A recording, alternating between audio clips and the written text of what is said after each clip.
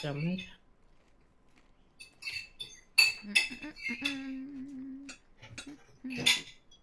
All right, there we go. We're live. Welcome, everybody. Oh no!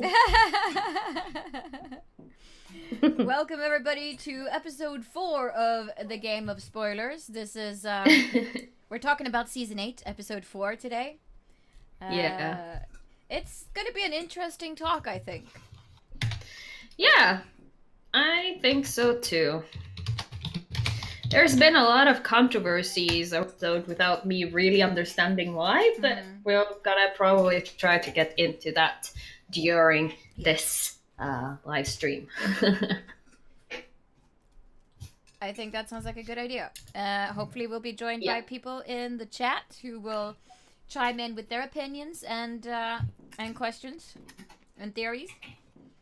Also, Yeah. we're eating dinner.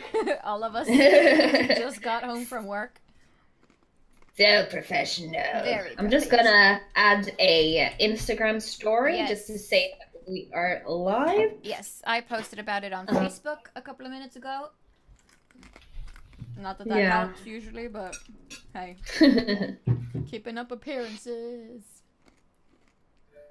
Come on, phone. Not to be just blank. Sometimes everything. Before we get into discussing the episode specifically, I would just like to say that if you have HBO Nordic, you should also be watching Inside the Episode and also The Game Revealed. Those are two supplemental shows where you get to see like behind the scenes of like the making of each of the episodes, what went into making it, how long it took, what the actors felt in the moment, and stuff like that. And you don't even have to be subscribed to HBO. They put all those episodes out on the HBO YouTube channel, so you can watch them there.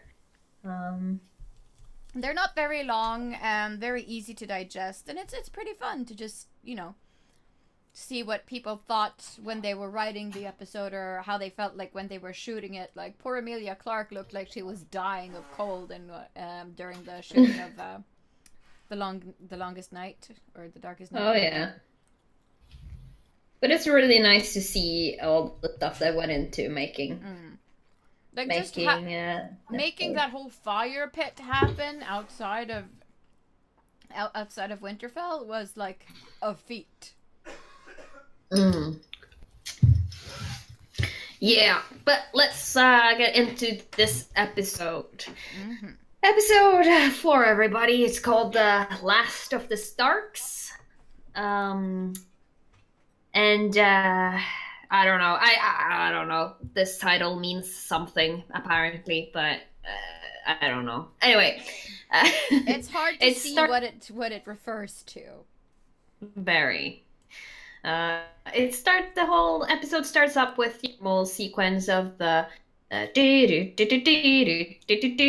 you go through all the landscapes and stuff. You see Winterfell is kind of building itself up again and stuff like that, but I'm not gonna dwell much on talking about the intro. It's the first shot that we get to see is basically all the dead from the battle of the previous night, I presume, or a few nights ago. Who cares? Who knows? And you basically see all the characters saying goodbye to the dead. Dany says goodbye to Jorah. Sansa says goodbye to Theon. Is there anything specific you guys want to talk about in this beginning of the show? I thought the moment with Sansa and Theon was really nice because she took her direwolf pin off of her cloak or her armor thing and pinned it on Theon, and it was like she was saying to him that he was a Stark, you know, one of the family. Yeah. And I really enjoyed the imagery of it. Yeah. I think this episode started off really, really strongly.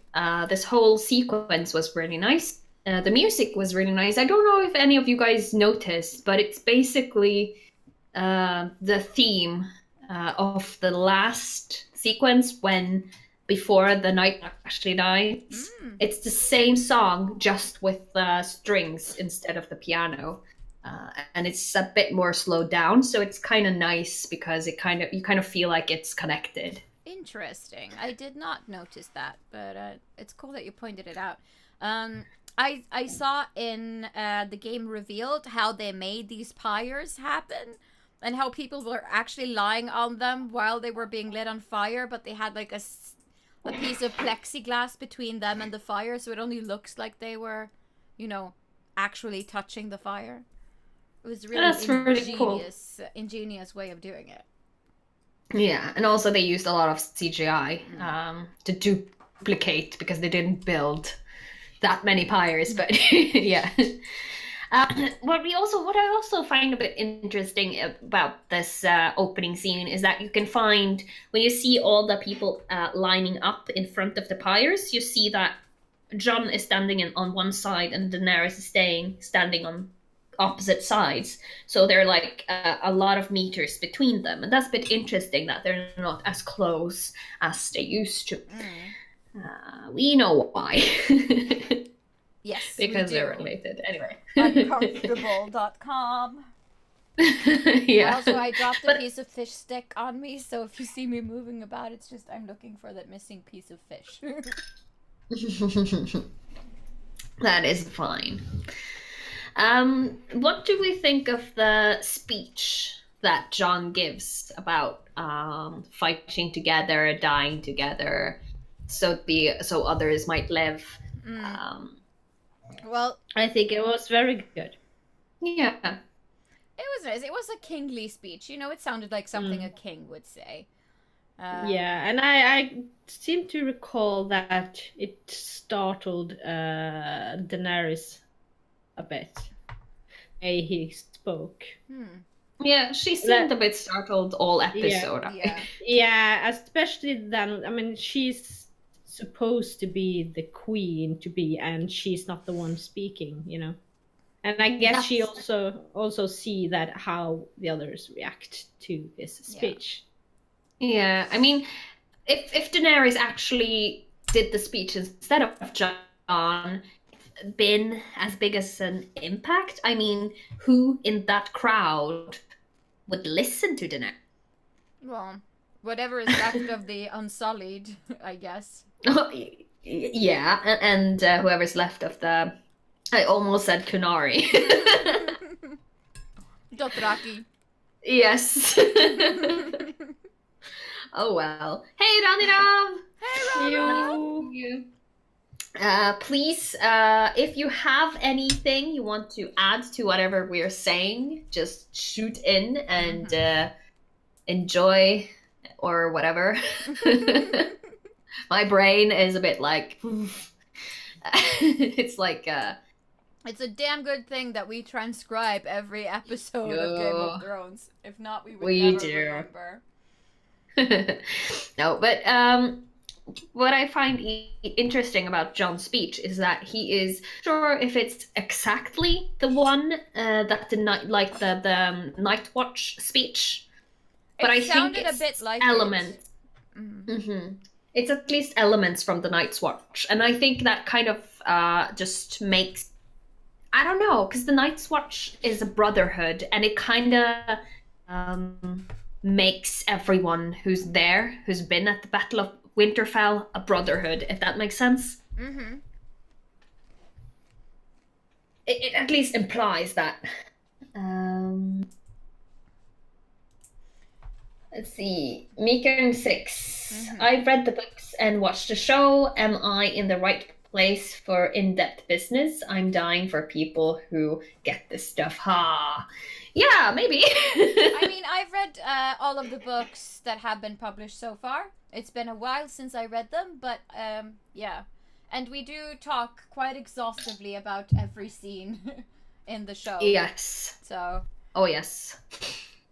You decide if this will be the right place for you or not. No pressure. No, but I like Jon's speech, and it kind of shows that he cares for the people, and he's not there only for himself, like somebody else. Yes. Not looking at you, Danny. Not at all.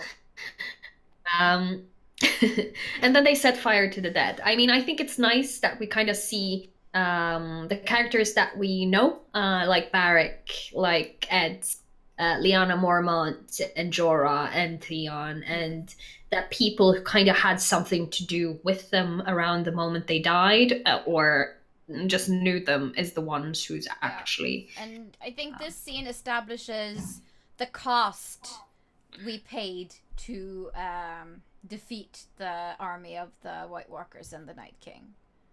I think so too.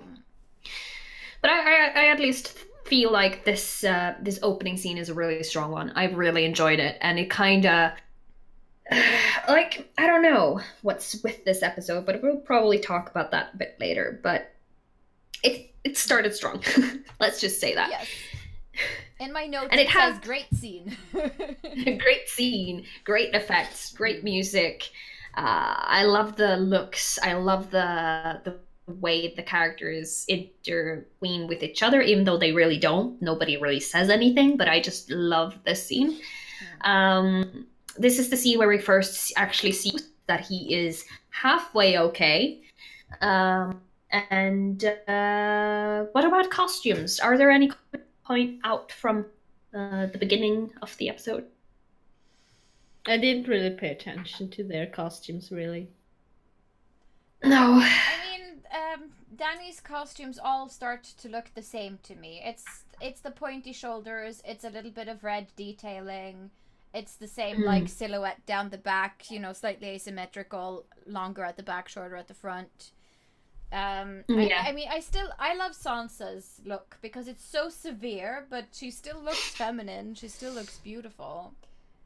Yeah, and I really love that because we talked a little bit about this in earlier episodes about Sansa maybe having more and more of Catelyn Stark's hairstyle. Yeah. It's Catelyn Stark's, but it's just it's the northern hairstyle. She's taken back the northern hairstyle, and I think that's pretty awesome. Everyone else.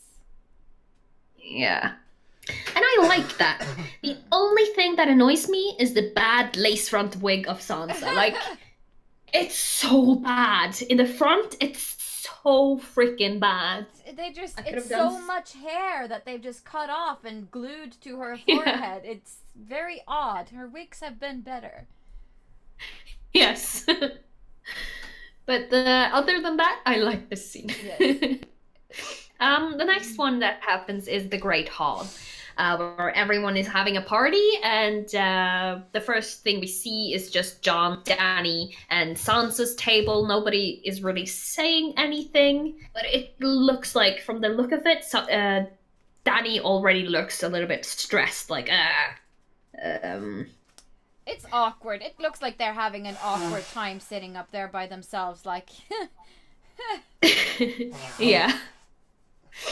And I really enjoyed just the building of this scene, because it starts off with everyone just being quiet and not drunk at all, but then at the end of it, it's just like, party rock! I don't know, what am I watching? What is this? It escalates. And like all good parties, it ends with a drinking game. It does. But the first thing that really happens, the first major thing that happens, is that Gendry is looking for Arya. Can't see her, and just asking the Hound. The Hound is being sour as always, and he just gets up and leaves. What do we think of what Dany does? I think that was kind of done in desperation for the others to see her as a queen, because she says that he becomes this lord because she says so.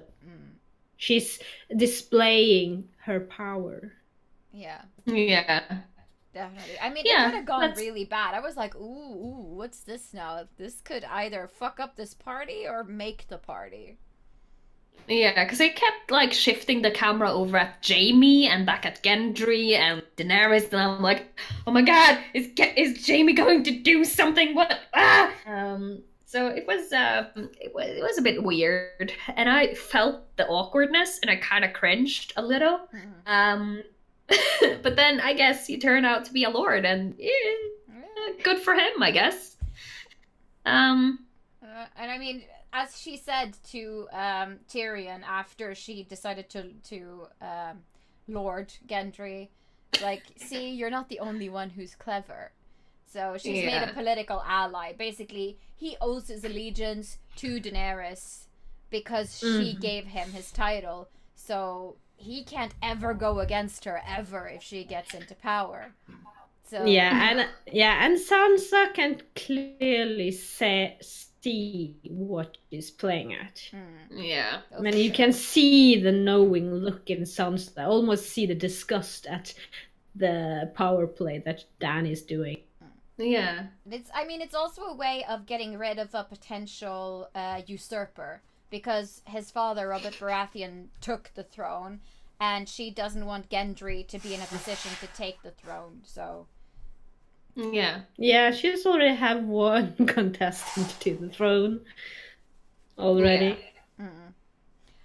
Mike in the chat is saying that I like the Hound and Arya both with their reactions, plus Sansa and the Hound was great, and Arya and the Hound back on the road is the greatest thing that could have happened, and we're going to get to that eventually. We're just going to go chronologically through the episodes, but thank you for voicing that opinion.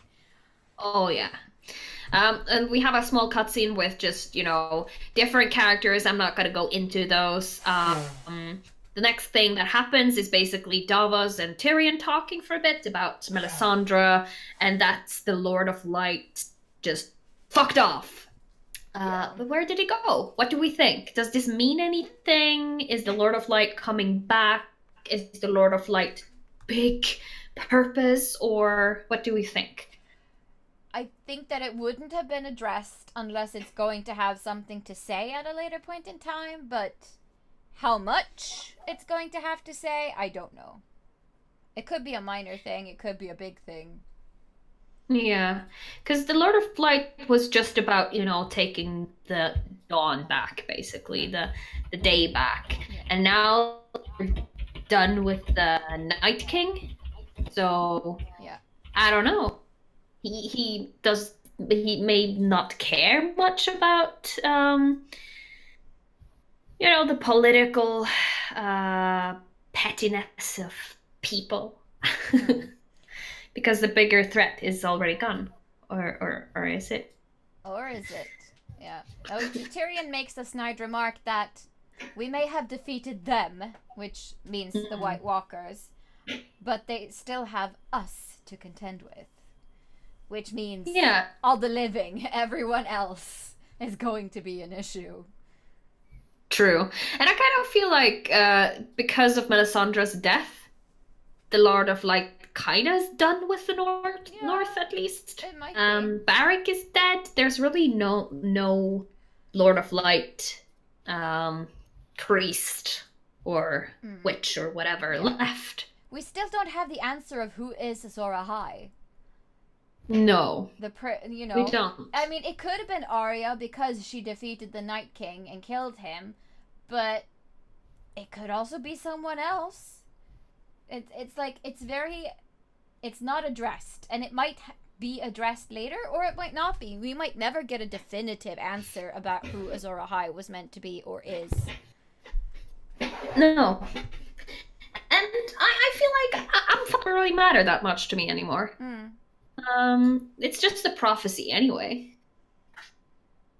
All right. Then we have Hound being sour again, cutscene. Done with that. Then there's the Tyrion and Bran talk about not being a Lord of Winterfell. How many times do we have to see this scene? I mean, Bran has been talking about, I'm not a lord, I'm not a peer person. How many times do we have to do that? I don't know. I guess everyone just needs to be reminded that Bran does not want to be Lord of Winterfell. It's not gonna happen. Yeah, but why was the scene there? Yeah. I think partly because we need to realize that Sansa is going to be the next ruler of Winterfell. Or, they want to shove it down people's throats that Sansa is the next Lord of Winterfell, because Jon isn't going to be staying behind. So unless he returns to the north after the crusade against King's Landing is over, it's going to be her. This is true. Not that I Mike think is that it saying is necessary. Melisandre. Nah, no, not really, but it probably means something. Or it's just because women seem to take over all the big parts of the lords, or the male lords used to have in the previous generations. Because now King's Landing is ruled by a queen, Daenerys is a queen, Sansa is a woman, Lady of Winterfell, Lady Mormont was a lady. And also we have Yara, who's also a lady. So it seems like It's a kind of a shift. shift. Yeah. Hmm. Mike says that about the Azor Ahai and the direwolves in Quaithe, that those only seem to be important in the books and that they've kind of been set aside in the show, which is true. I mean, Lady Stoneheart also played a quite not a super big role, but an important role in the books, but has not been included in the show whatsoever. So yeah, I think it's gonna be interesting. Just personally, I think that George R.R. Martin is done with he's just waiting until the show is over so he can have his own hype. And it will be really interesting to see like those two will diverge from each other. Rara says that why was the scene there, but some of the other scenes? And Mike says, I saw an interesting meme. Tywin says, if you have to say, I'm the king, you're not really the king, queen. Joffrey, Tommen, Daenerys, Cersei. Jon stands firm. He's just a bastard. True. Very good point, Mike. Very good point. They all keep reminding themselves and others that I'm the king, I'm the queen, I am supposed to sit in the Iron Throne. Jon has never said anything of the sort. He doesn't even want it. Not even Bran. Maybe Bran is the one who ends up there because he doesn't want it at all. He's the last Stark. Everyone else dies. He'll just fly in with his ravens, and like his raven will be attached on his wheelchair, and just fly him in and just like lower him down, like boss style. He'll just go really slow motion down and just like boom, and he'll get those boss yeah, and those, you know, like a boss sunglasses will just like levitate onto his face, and that will be the ending scene of Game of Thrones. This was his plan all along. Yeah. That would be something. Okay, so the next thing that happens is people are getting more drunk, and it's when Tormund is basically saluting Jon and being like, "Oh, Jon, my man! He got on a dragon. Who fucking does that? You know." Yeah, and Tormund is also like, "To the Dragon Queen!" And Daenerys is like, "Okay, now it's my turn. To Arya! Yeah!" And people go nuts, and she's like, "Yes, now people will love me." What do we think of this? I mean, Tormund is so fun to watch because he doesn't care about reputation or what other people think of him. He's just like, Jon, my dude, you're the man. You died and got back up again, and he drinks and spills milk and wine and whatever all over himself, and it's wonderful to watch, and a little bit awkward too, like a little bit like sometimes. Yeah, but I think Daenerys saluted Arya. Yeah. No, I mean, that I think was also a calculated thing, just like she did with Gendry earlier. It was a clever ruse to make people warm up to her and respect her and accept her. Like, oh yes, I'm honoring one of Winterfell's own. This is very true. Yeah. What about the drinking game between Jaime, Tyrion, written Jaime twice, I meant Brienne and Pod? Is there anything you want to point out here? I knew someone was gonna get butthurt during this drinking game scene, and I figured it would be Brienne because let's face it, the other ones have a bit of a thicker skin when it comes to personal and intimate details. Well, there's this detail about, Tyrion being married. Yes. It's by Jaime, because Jaime paid a whore to pretend to fall in love with Tyrion, and they got married.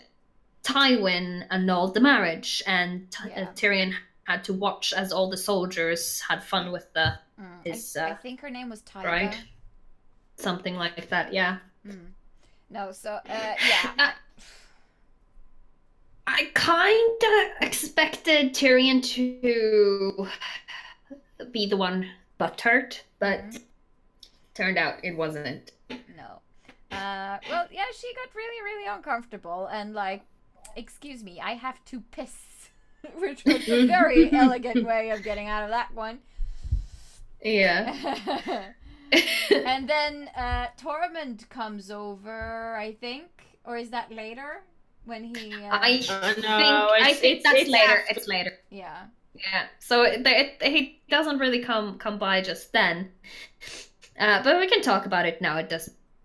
But yeah, he comes over and he gets his heart broken. Yeah. Especially when, and it's like I felt bad for him because you could see in his eyes that it's just like utter, disappointment. It's like, yes.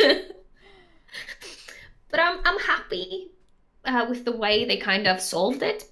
I'm happy that it wasn't gonna be more drama, that they draw any more unnecessary drama out of it. Yeah. And I think they solved it in a very clever way with him just, getting another girl and everything was fine. She broke my heart. But hey. You look pretty. Put it back together again, can't you? Mike says Tormund is the best. So sad Brienne didn't happen. Not because of Jaime. It was that creepy giant story. Yeah, it might have been a bit of a turn-off. Yeah. Ranidov says, find someone who looks at you the way Tormund looks at Brienne. Yes. True. That's very true. Relationship goals. Yeah. But now, if we follow the episode chronologically, Yes. this is where the drunk of Tormund saluting Jon and all that stuff. We kind of already talked about it, and you kind of see the how irritated Dany is behind them, just sitting there by herself, because Jon and Tormund and Sansa is all like together, and Dany is like 2 meters from them, all alone, just like drinking her Starbucks. Yeah, drinking her Starbucks. Did any of you notice the cup, by the way? No, not by myself. I had to have people point it out to me, like, did you see the Starbucks cup? And I was like, what? Where? Yeah. I got that spoiled because someone in my class just like, oh, have you about the Starbucks mistake? I was like, thanks for the spoiler. So I didn't see it in the episode, but after the episode I just Googled it and I was like, oh, there. Then I went back and saw it, and well, hey, gotta have. But now Starbucks at it's gone too. They have removed the cup though. Yeah. You were saying? Who, me or Tonya? Tonya. I don't remember. No. Okay. But there's an interesting theory though about because I find it a little bit weird that they would film with it on the table and not take it down, and nobody noticed it. No one in such a big production. I mean, it is possible that kind of stuff happens, but I find it a little bit weird. And I think, personally, they have let it in there as an Easter egg. It could be. Because there is a picture on Instagram and probably on Twitter as well, with Sansa and Lyanna, the 2 actors who plays both Sansa and Lyanna Mormont, where Sansa is holding the exact same type of cup. So it might be Sansa's cup. So it's like an Easter egg about Sansa trying to sabotage. So it's Sansa's cup, but Daenerys gets the blame for it. So it's just put in there as an Easter egg, I feel like. I mean, you never know. Mike says, oh, Oh, Liana, too soon. I'm sorry. And also says Mad King Danny. Yes, she is looking a bit Mad Oh, yeah. King or Mad Queen-ish. We've been talking about this ever since this season started, Yeah. that she is going more and more in the route of becoming the Mad Queen. Yeah. Mm-hmm. It's like she started talking about destiny and stuff in the last episode. Like, girl. Then we have Daenerys's looks. You know, there's a lot of filming on her being annoyed, and Varys sees this, and Daenerys gets up and leaves, and Varys leaves with her. Anything we want to talk about there, or Well, you can does it say say itself. itself? Tanya, go first. Varys has been there been in, service of lots of different rulers throughout the history. So he knows what signs to look for when a bad ruler is coming. Yeah. Yeah, he would know more than anyone else. And you can clearly see on his face that he's nervous. He does not like what he's seeing right now. Yeah. And as he also says in previous episodes, in previous seasons, I serve the realm. He doesn't serve a single person. His bets are on the person he thinks will make the best ruler of the Seven Kingdoms. And he saw that when they were on the other side of the ocean. He could see that she could be a good ruler, but coming to Winterfell and to this side of the continent, he can see that she is changing. Yeah. And then we have everyone getting drunk, and the drinking game goes wrong. We've already talked about this, so I'm just gonna move on. Is there anything else we want to say about, Thormund finally getting his heart broken? No. But then after all this, we have the kind of controversial Sansa and the Hound moment. I didn't like, because the thing is, Sansa tells the Hound because the Hound is like, if you just came with me, this wouldn't have happened with you. And Sansa is like, well, if these things hadn't happened to me, I wouldn't be the woman I am today. And it kind of, like, the way I saw it, I found it like I really liked this scene. I think it was done in a nice way. I don't think they would have to done it in any different way. I think it was written good. I didn't look at it in a bad way at all. And I thought it was the same kind of scene between Theon and Bran in episode before, where Bran tells Theon, when Theon is trying to, like, I'm sorry, I wish this never happened, and Bran is like, no, if this didn't happen, you wouldn't be here right now. So thank you. I mean, because that's basically what Sansa says to him. I mean, if she hadn't seen all of those terrible things, if it weren't for Ramsay and Littlefinger, she would have stayed a little bird all her life.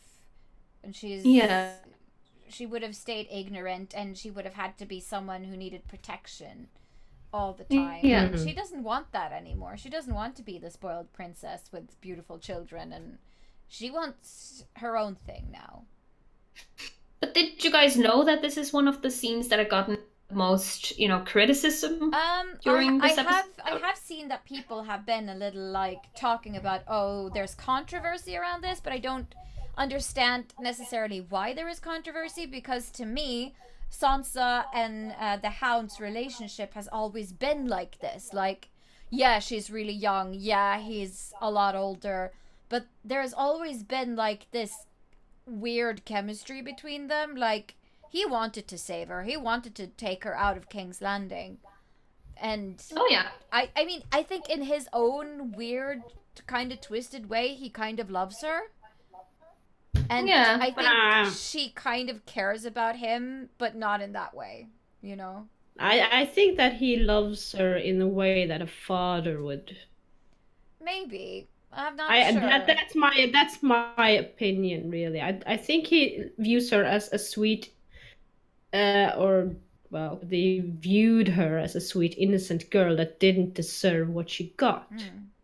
And that he wished that he could have saved her from it so that she could maybe still have a more positive, naive view on the world, because he himself is a super pessimistic guy. Yeah, he's very broken. And so I think that he just has this very brotherly or fatherly love for Sansa, that he wants to protect her from it. I mean, that's a fair point. At least what this scene shows is that the Hound has a soft side. He's not just all grumbles and I hate people and I just want to kill things. He's got care in his heart. Like, he cares for certain people whom he sees deserving of it. Yeah. But the controversy lies more in how did the scene, though. Yeah. No, it's more about people thinking that Game of Thrones writers glorifies abuse, and how, you know, people who's been through shit equals strong. And that kind of trope. Well, I didn't catch that at all. I didn't think that for 1 second. No, I mean, to me, this is a very normal rationalization of how people deal with trauma. I mean, because in the end, if you've been through something really tough, psychologically, your head will search for a reason to say, it's okay that all of this bad stuff happened to me because I got something from it. It's not, I wouldn't say that it's glorifying it as much as it is telling the truth about how people react to trauma and how they try to deal with trauma after the fact. Yeah, and I think it's kind of nice to, I mean, not that I am an expert in either psychology or, you know, abuse or anything like that, but I think it's nice that she's trying to own her own past. Like, she's not going to let the bad things that happened to her own her. She's taking control over them. Yeah, I agree. I think that's at least what I got from this. Yeah. I didn't think it was written in a bad way. I don't think they could have done it in any other way to make it better. No, and when she grabbed his hand, usually someone who's trying to comfort someone does that. Like, they'll grab your hand and like squeeze it and everything will be okay. So basically what that gesture told me was that Sansa was telling Sandor Clegane that I don't need you to feel sorry for me or comfort me. I'm okay. Yeah. Yeah. So I thought it was beautifully dealt with and beautifully written. I agree. Yeah. Let's see. Mike says, real talk. I love that they have Arya say that Sansa is the smartest person she knows. Agreed. It's a really nice like bonding experience for the sisters. And he says that Sandor, the Hound, he cares for her. He gets that she needed saving because she's not in that business. Yeah. But I also think the Hound has a soft spot for innocence, because he himself was innocent, I guess, when his face got burnt. Yeah. And he doesn't want anyone to have the same upbringing as him. Because what happened was he was playing with his brother's toy as a kid, and his brother got upset about it and pushed his face into a burning, like, brazier. A fire bowl based thing. So yeah, he commiserates with people who are just victims of poor circumstance or who are innocent and caught up in other people's games. All right, let's move on. It's good. A good thing that we all agree then. Yeah. Less discussion. Yeah. Anyway, the next scene is Arya and costumes. I just need to address one more thing about this Great Hall drunk scene, and it's Daenerys is wearing a full red, not dress, but Daenerys dress cape thing. I don't know, but it's red. It's the same color as we will see Cersei wearing, which is kind of like a symbolic. Yeah, I think. 2 queens Same. against each other. Yeah. Ultimate death match. Maybe. Okay, so then we have the Arya. What do we think about the proposal and everything? Poor Gendry. I saw it coming that he was going to propose. He was like, so like, I'm a lord now. Oh, we can marry because you're a and then like, I know. It just felt so heartfelt. Like, all I know is that you're beautiful and I love you and I want to marry you, kind of thing. And it was so sweet. And all I could think was, oh, honey, you're about to get your heart ripped out, because she's not going to say yes. There's so many memes of this, though. It's like, you see Arya, it's like, ah, and there's a caption that just says, dude, we slept together once. Oh, Mike says Shadow of Nymeria. That's just not her. Yes. Yeah, I definitely saw her refusal coming, because she's still on a mission and she doesn't expect to come out of it alive. And she doesn't want to be a lady. Like she told her father in the season, she says, I'm not a lady. That's not me. Yeah, I loved that throwback. Yeah.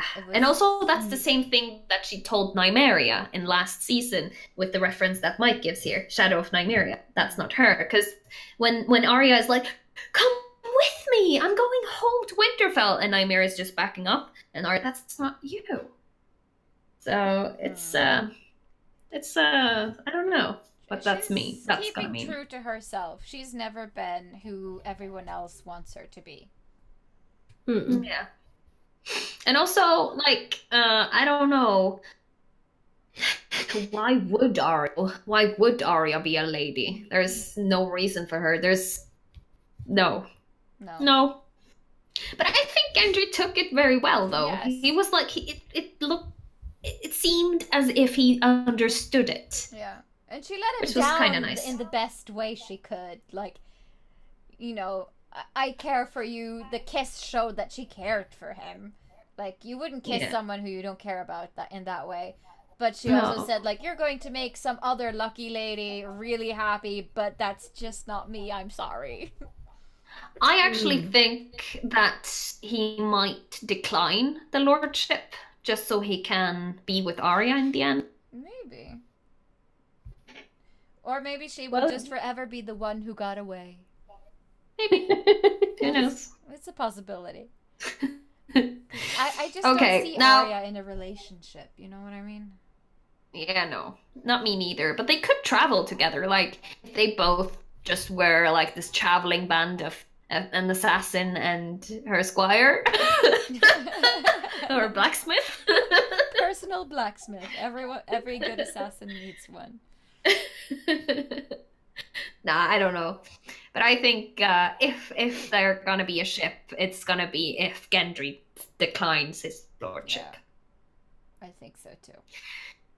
Okay, next scene is, I don't know, one that has a little bit of controversy around it, because it's the Jaime and Brienne the after hour scenes. Like, personally, I felt that this scene was a little bit forced. Yeah. Like, it felt awkward. But I'm not against it. I'm not against it. No. It was very awkward the way that he was like just trusting into the room, going around, oh damn, it's hot here, and starting to undress himself. And then when he struggles with his final shirt, and she's like, oh god damn it, let me help you with that. And he starts to open her shirt, and she's like, what are you doing? Because she does not read signals, and he's doing his best to like, oh, it sure is warm very, in here. Yeah. But it was also a nice, like, because Brienne has been, helping Jaime to do his things when they traveled together a few seasons ago. And personally, I don't think it was a bad. To me, this ship feels more natural than the sex scene between Gendry and Arya. Yeah. Some episodes ago. But like, I know that a lot of people are disappointed because they have been looking at Brienne as a asexual character, and people have been like, oh, it's nice that not everyone is having sex with everyone. It's Game of Thrones. I mean, you should expect everyone to have sex with everyone at some point. Okay, 'cause here's the thing, go ahead. The only one we haven't seen have sex yet is Bran. Yeah, but he's no, yeah. That would be weird. No, I don't want to do that. There's only room for one person on that chair. And Varys. Yeah. But anyway. Yes, it's fine. No, but I mean, the problem is that I've kind of been shipping Jaime and Brienne since, you know, that thing with the bear and the dress and everything. But not in that way, you know? Like, I kind of liked this unresolved tension between them. I was enjoying that a lot. So for my part, they didn't have to actually get together. Even just a kiss would have been enough. To me, the sex was unnecessary. A kiss would have been enough. That's what I was.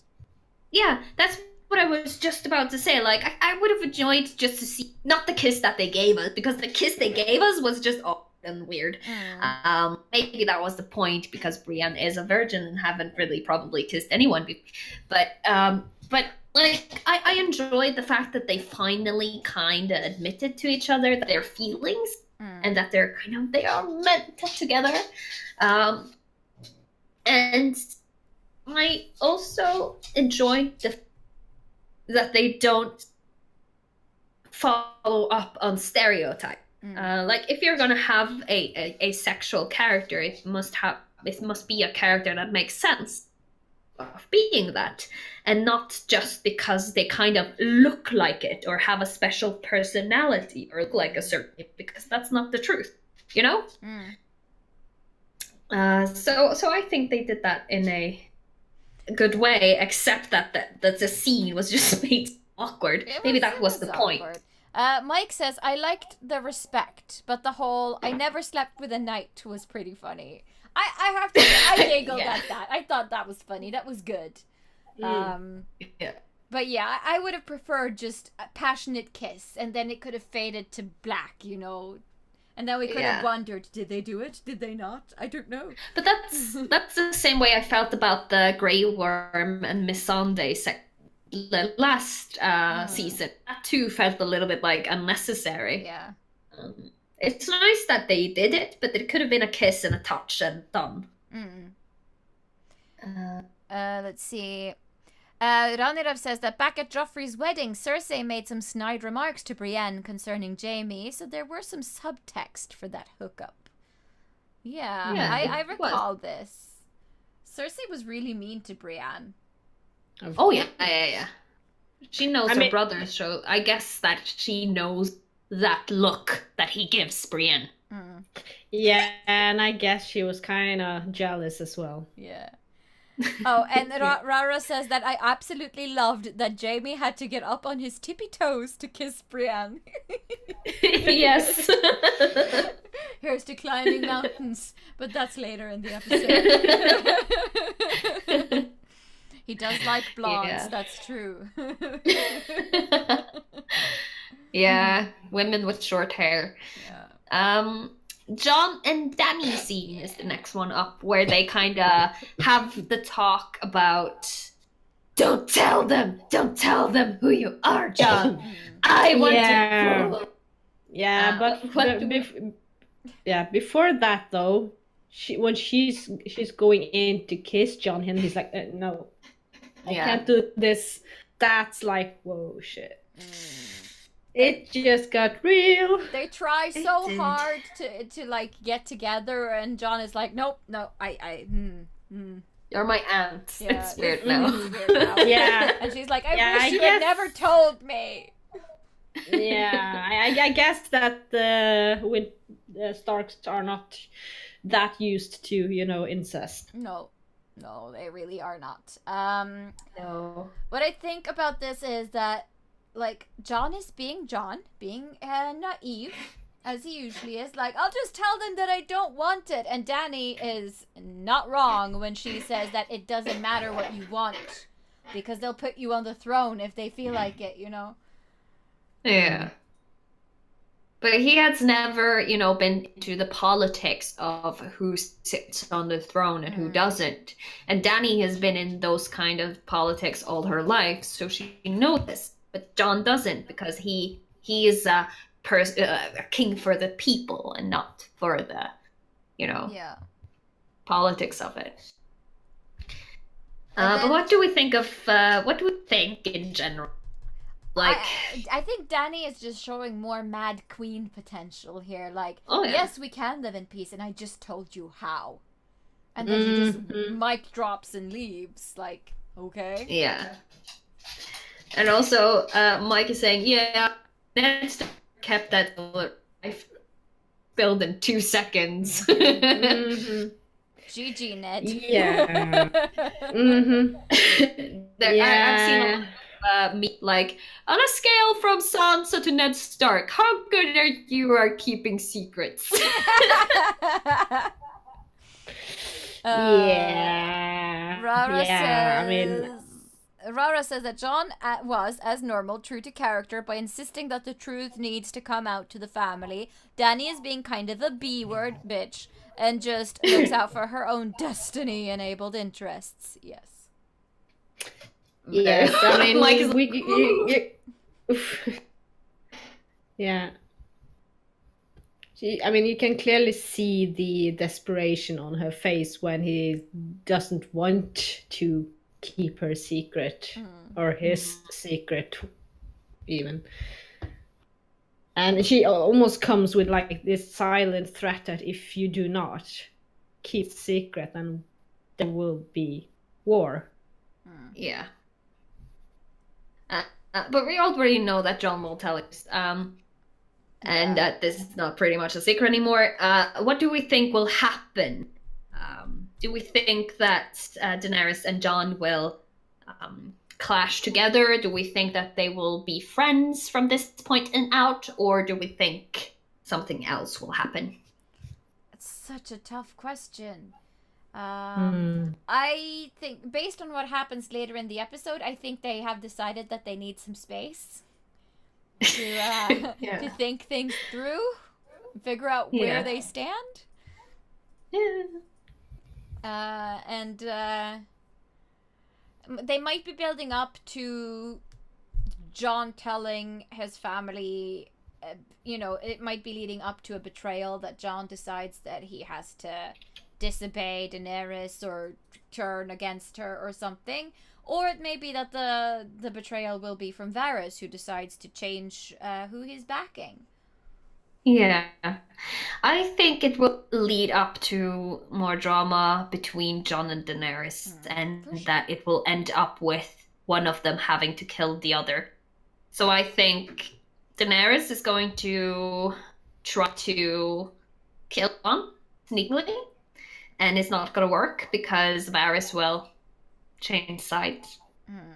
And then Jon will have to kill Daenerys. Yeah, and as Mike says, I mean, I get Dany, though she worked hard for that spot. Everybody trying to kill her whole life, freeing slaves and owning towns. And, yeah, like, I get, she's been through a lot. And she's worked hard to get where she's at. And she's so close to obtaining the Iron Throne, she can literally taste it, almost. Like, I get that she's upset and she wants things to happen and she wants to win. But... And I think she's also kind of brainwashed by all those who say that she's destined to do so, and because she walked out of the flames with the rocks and stuff like that. Yeah. I mean, dragons. What? Were you done? I'm sorry. It's okay. Huh? No, you did not because interrupt. okay, because I think that, I mean, I can picture that Daenerys, Dany, is going to actually kill Jon. Like in her in the final, drama battle, whatever, she's going to kill Jon, but Arya's going to be there and see this, and she's gonna kill Dany. And Arya sits on the throne. But who's killing Cersei? Yes. That would be Jaime, I think. I hope it's Yeah. Jaime. That would be poetic.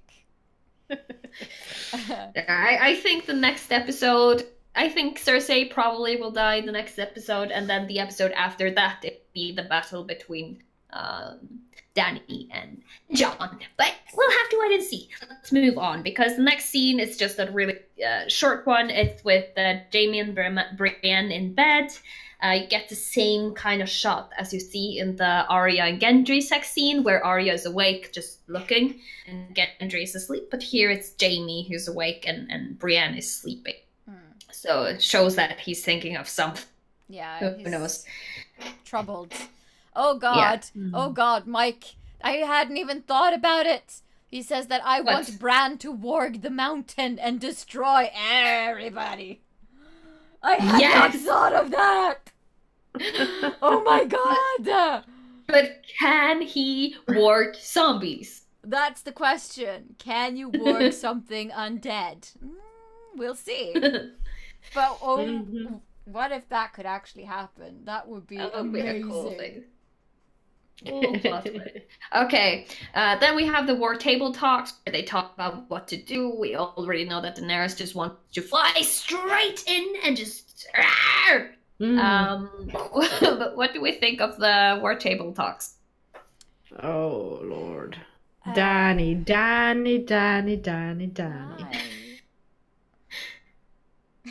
Hodor 2.0.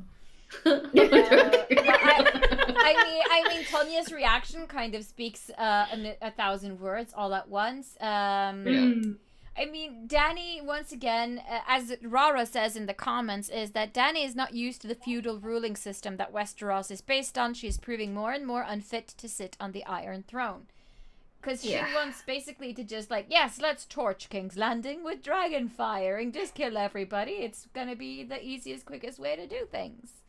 And then Jon, once again, is the voice of reason and we'll surround the city, we'll starve them out, your dragons can destroy all of the incoming trade ships and stuff, it'll work out. And then Sansa, either trying to be another voice of reason or trying to sabotage Dany, we don't know, says that the troops need time to heal and recuperate before they march because it's a long journey and a lot of them are still injured and stuff. I think it's a little bit of both. I think Sansa says this because Sansa is the voice of reason. She is smart and she knows how to plan and she knows tactics and she knows people. So I think it is her being the voice of reason. But also she says it because she knows that she's right.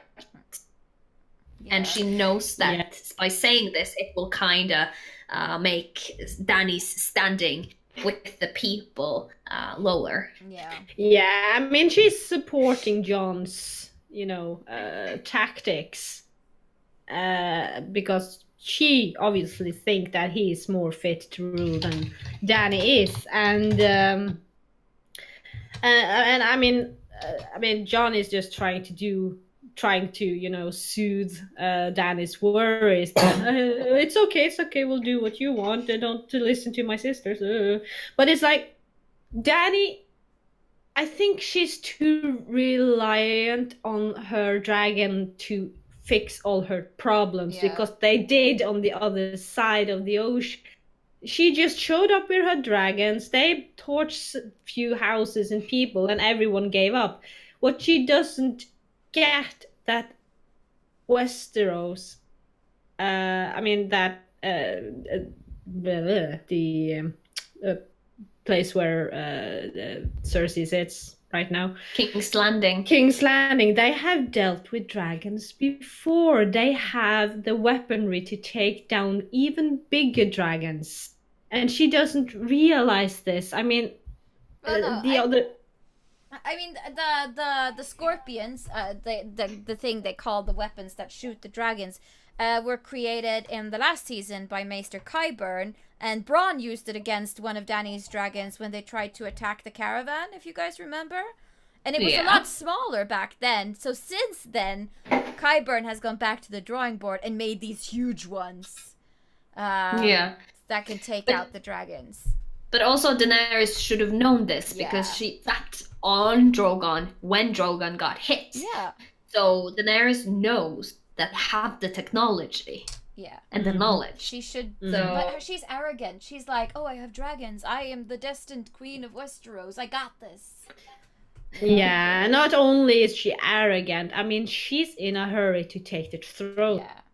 Also, thank you so much, Mike, right now for sending us 1,000 Arya bits. That's so sweet of you. And he also says, Westeros doesn't care about dragons. They are the enemies. Yeah, pretty much. Yes. Then we basically... of the plan, though, by Jon and Davos riding, Daenerys and Tyrion goes by boat, and Jaime stays behind. Why? What? I think the Jaime staying behind is like you just hooked up with Brienne. You should stay with her and do more with her. Forget your sister, Yeah. Well, I mean, he is also kind of wanted in King's Landing. Cersei wants him dead. They know this. Yeah. Because we haven't addressed, the fireside thing, but that's coming soon, so. It's coming soon, yeah. No, but the thing is, I think this is what he wants. This is what he really wants. If he was supposed to choose for himself, if Cersei didn't exist, this is what he wants to do. Yeah. That he is so connected to Cersei that he kind of loses his own will, if that makes sense. No, she has complete control of him, basically.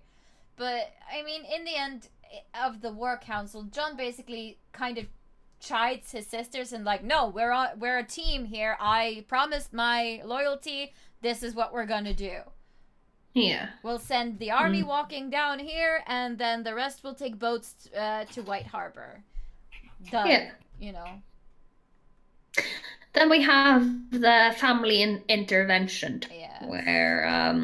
where Jon basically tells, Arya, Sansa, and Bran needs to talk to him. And they all meet by the Godswood, and they have the talk about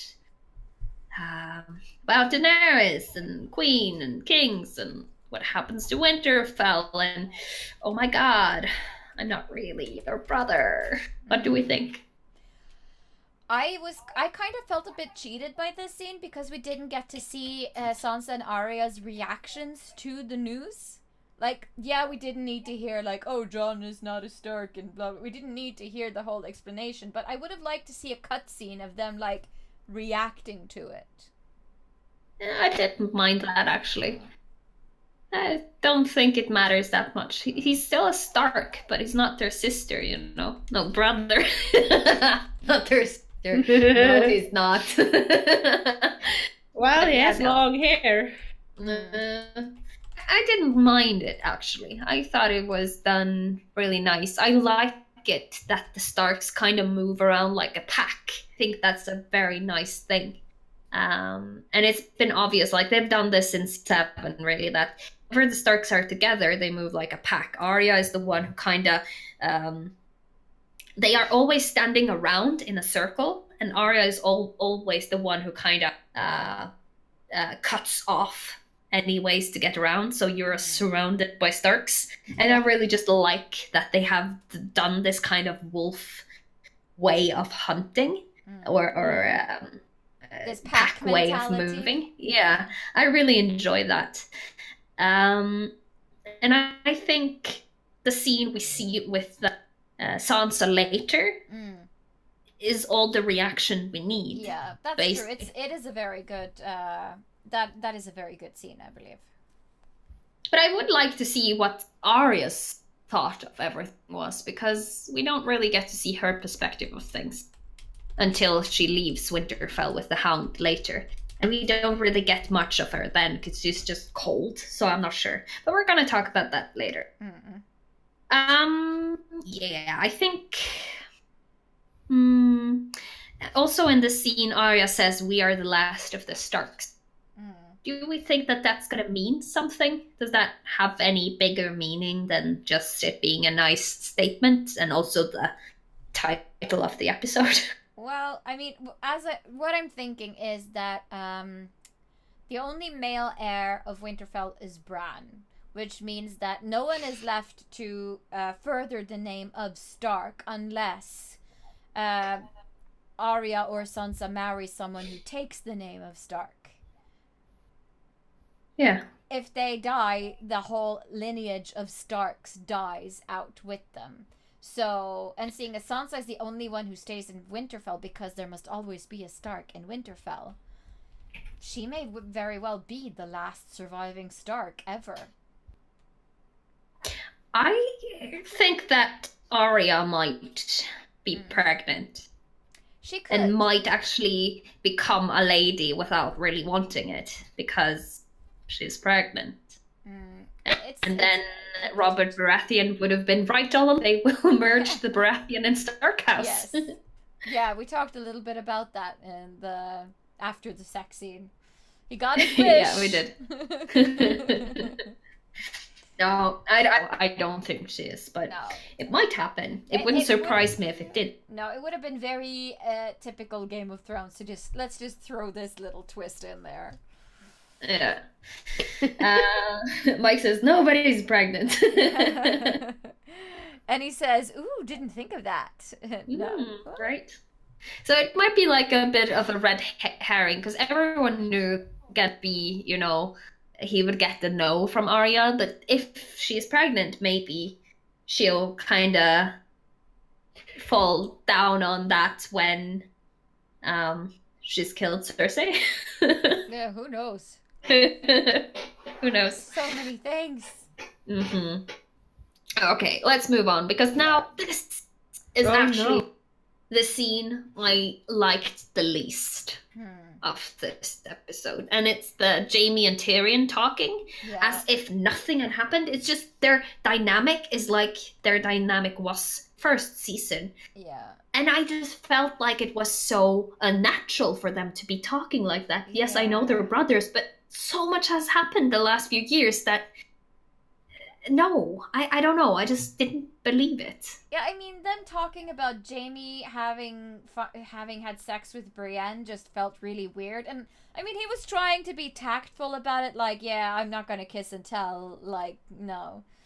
But, yeah, it was just weird. I would have thought that Jaime would be more reserved about it than he was. And that Tyrion maybe wouldn't ask because he has evolved too. Brienne. Yeah. Like, really well. I just felt a bit weird. It felt a bit just like it just felt like they were going to do their relationship as they did in season 1, because that's what their relationship was in season 1. Like the first episode of Game of Thrones, where the first time you see Tyrion is basically in the Winterfell, and Jaime comes in and Tyrion is there with a girl and they're like basically doing it, and Jaime's like, come on, brother. So we know that they have that kind of a relationship already. But it just felt weird because the characters have evolved since. Yeah, maybe they were just trying to recapture good times, like trying to get back to a semblance of the relationship they used to have because so much has happened. So maybe this was their last desperate attempt to just be brothers again, Maybe. That's the only way I can make this scene, like, worth watching in my brain. But as Mike says, I mean, I love Tyrion and Jaime as characters. They're great. It was just odd. This scene just felt a bit out of place. It didn't feel like them. But then, thank goodness, Bronn arrives to disrupt the awkward. But also, this was awkward. Yeah. Yeah, I think that really the only reason for this scene was because of Cersei giving Bronn the assignment so that there would not be a loose end to the show. Yeah. And, I mean, Tyrion gets his way as he usually does. Remember the deal we struck way back when? If someone pays you to kill me, I will pay you double. So what's double of River Run? Highgarden. Highgarden. Yeah. I think Bronn will get Highgarden, and that's also like just because of the way the Lannisters actually got Castle Rock when they first got it. Their lineage also comes from a cut. They weren't always noble, and I just think it's a nice way of kind of stating that a noble house is started by someone. You don't just get born and suddenly you're noble unless you already come from a noble family. But also noble families start somewhere. Yeah. So I think this speech was nice, but I just felt like the way he came in there was very anticlimactic. Climactic. How did he get in? Who did he have to bribe to get past the guards? Like, someone would have noticed that he didn't belong there. Like, I don't know. And Is with he the that crossbow, good? someone would see a guy looking really shady with a fancy ass crossbow walking into Winterfell like la di da di da. Somebody would be like, hey, you remember in last season when Arya came to Winterfell? She didn't get in that easy. Like, she had to sneak her way past, and we know Arya is really good at sneaking. But Bronn, how the fuck? But then he says, do we think that Bronn will actually keep out of this fight? Because I'm done with war. Do we think that's true? I think this was an easy way to write that character kind of out of the show. Because he's in it for the money. He doesn't really take sides. And if it comes to it, like, if he had to choose between Tyrion and Cersei, like, I honestly don't know what he would choose. And now that the dragons are dying off, I mean, hard to tell. But I think we might not see that much of Bronn in the coming season. I actually think that he will change his mind and join in on the fight on Jaime's Tyrion's side, because Jaime and Tyrion are basically his friends, even though he says now they're not, but that's just because of cutthroat and but I think he'll come around, because if you remember the battle where Bronn saves Jaime, he didn't have to do that, but he did it anyway. Yeah. So I think we're gonna see some of that kind of in the next episode. Yeah. Mike says, Bronn from the super fast travel world. That made me mad. I would have preferred an awkward moment later. And the Unsullied, best army in the world. No eyes. Also, we have dragons. We can fly and see everything as scouts. Nope. We're going to talk about that later. But also, like, the time travel of this episode, we're going to talk more about that, because that's an issue. It is a big issue. Then we're done talking about Bronn. We see the Hound leaving, and he's followed by Arya. What do we think of them being together again? I love it. Same. It's perfect. It's really nice. Same. But I would love to see some more of Arya's personality, because she's back to being cold again, like no personality. There's but I would love to see more of the Arya I saw in the last episode, where she actually seemed like a person. Maybe she's sad. She just, turned down Gendry, so maybe she's a bit sad. Maybe. Or maybe I mean, whenever she has a quest, or a purpose, she gets really focused. So she has a tendency to be less human when she has a goal. Yeah. So I think that might be it, because this is after Jon revealed to her that he is Aegon Targaryen. So maybe she is heading to King's Landing, because that's where they're going, both her and the Hound. I think her goal is to kill Cersei. I think so too. She's on the list. Yeah. The Mountain, the Hound, and Cersei is on the list. So I'm not sure if Arya scratched out the Hound, but it might be that when everyone else is dead, the Hound is the last one to go. And Mike says that he thinks she's honest and not cold. No. And that the Hound gets her. Oh, yeah. Yeah. But she gets the Hound, too. Yeah. They did spend a lot of time together So they do know each other And very well. I just love the fact that, like, if I get wounded, will you leave me behind to die again? And she's like, probably. And he just kind of, yeah, Laughs. yeah. And also, I really love the hound comment from Sansa. We didn't talk about that, but like when the hound was like, "What did you do to him?" and she was like, "Hounds," and he's like, "Ha!" I thought that was a good thing Yeah, too. that was good. Bit of dark humor, and you can both see both Sansa and the hound smiling from that comment, and that's just like we get each other, right? I liked it. Yes. But what do we think the Hound and Arya will What do we think the Hound and Arya will do? No, I think they're going. I mean, I think Arya's going for Cersei, and I think maybe the Hound is after the mountain, and maybe they'll take down the mountain and Cersei together potentially if their goals are the same. Yeah, would be nice. Yeah, I think at least Cersei and end up dead. I'm not sure if they actually get Cersei, but I'm pretty sure that they will take down the mountain, and I really hope so. I think maybe Arya is the one to kill Cersei. I really hope so. I mean, it's either Arya or Jaime. Yeah, but I have a feeling that it will, because the Hound is on the list. I think Arya is going to kill the mountain, Cersei, then the Hound. But I'm not sure. She might still kill the Hound, yeah, or she might have stricken him off the list. We don't know yet. Who knows?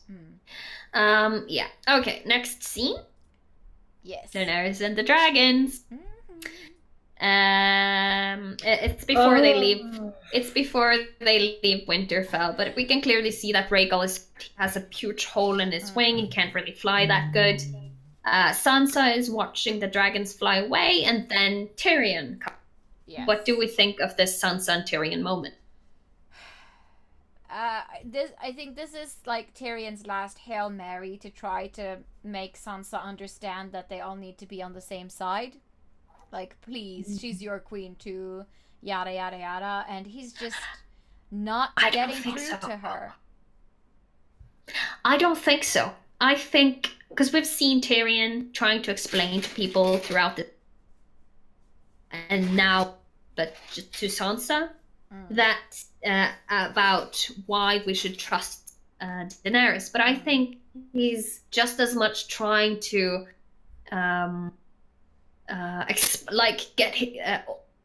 explain to himself that he's doing the right thing, that they're on the right team. Yeah. I think he's just as much talking to himself when he's trying to talk to now Sansa and later to because I think Tyrion is the one who's going to actually betray Daenerys in the end. Yeah, that could be. That could very well be. Mike says, "Oh, not this. I need an adult."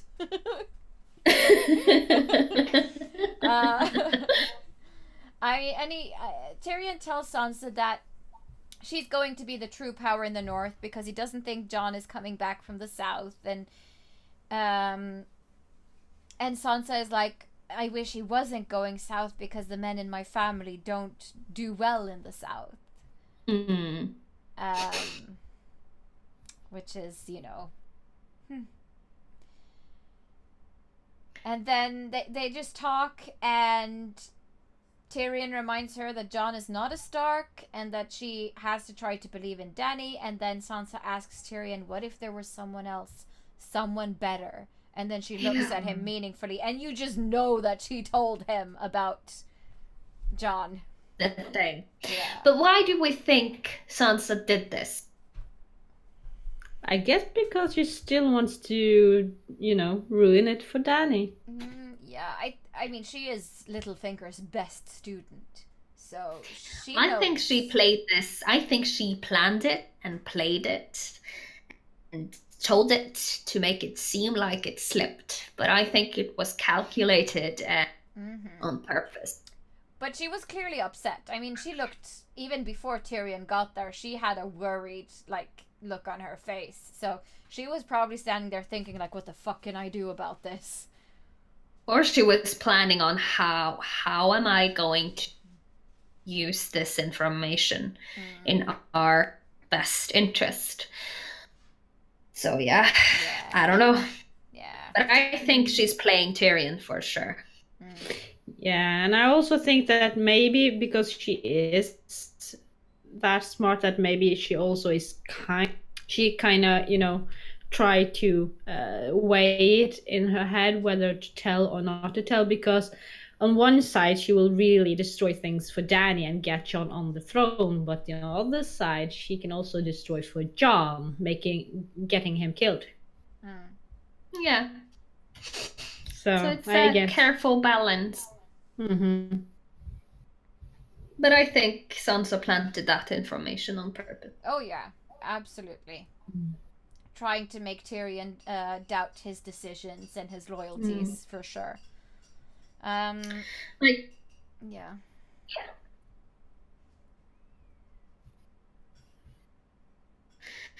Rara says something in the chat. Sansa wants a free North, and that ain't happening with Dany, so trying to place Jon as a candidate would make that chance better. Very true. Yeah, this is very true. Yeah, well, next scene is Jon leaving. This scene also, I hate it. It was so unnecessary and stupid. They explain, like, I hate when they explain things that's already obvious. Yeah. To me, at least. They explain why Jon doesn't has to ride and doesn't ride the dragon. I'm like, yeah, he's hurt. Jeez, you don't have to say it again. And then Tormund comes and explains that he has to go north. I'm like, stop with the explaining. You don't have to do that. We get it. We get it. Stop it. But then you wanted to say something? Yeah, just everything was livable, sort of, up until the point in time where he ghosted Ghost. Yeah, but that's the last thing that happened, though. But there's one thing I want to address, because Tormund, when he's like, he wants to be up north, and Tormund says to Jon, "So would you?" When Jon says that he belongs up in the north, do we think that means? Maybe that he isn't, all that into the politics of the southern part of the land, and more of the type of politics they have in the north, I guess. I think it's more because the book series is, and Daenerys is basically, she is fire. She has the dragons and she can stand fire. But Jon is ice. I don't think the Night King and the White Walkers were the ice part of this story. I think it's actually Jon. If you remember, after he got, raised by the Lord of Light from the dead, and when he, in season 7, got flung into the icy water, and he climbed out of the icy water, and he survived that. Nobody would survive that. Yes, I know this is a fantasy series. Nobody would survive that, but he survived. It's not possible. That might be it, because fire burns him. We've seen that. He's touched fire before and really gotten burned. And he survives being north. He survives the... So I think he actually might be ice. And I think that he and Daenerys will be the two that will stand against each other in the end of this. Yeah, probably. Yeah, and then they say goodbye to Sam and Tilly, and like, oh, if we have a son, we're gonna call him Jon, and I hope... Who cares? Who the fuck cares? Yeah, why was this important? I mean, the only reason I see this as being important is just so we know that, okay, so these characters won't be coming back. They will not be important in the story to come. That's the only reason to do this. Like, I think the only reason they put all these things in there is just so fans can't go, what happened to these? You didn't explain, please, you didn't say anything about this. And I just think they were like, okay, we're just gonna write off all these characters now so nobody can complain later. But it kind of made me a bit like, you just have to explain everything. I hate explaining. But let's talk about the ghost thing, though. How do we feel about that? Okay. So when I first watched the episode, I was super pissed because this is Ghost. He has been with you from the start. He's been loyal to you. He's like your dire wolf. Why won't you go say goodbye to him? Why would you just ghost him like that and just leave? But after a while, if we start thinking symbolically about it, it's like, is this John putting his Stark heritage aside and accepting that he is a Targaryen? Is this him Maybe. leaving the dire wolf of House Stark behind and becoming a dragon, you know? Yeah, might be. That's it's... the only reason why else would he do this? But doesn't the Starks and their direwolves have a telepathic connection in the books? Oh, I don't remember. I mean, they can feel each other, sort of, like... Yes. So I think they don't necessarily have to say anything when they say goodbye.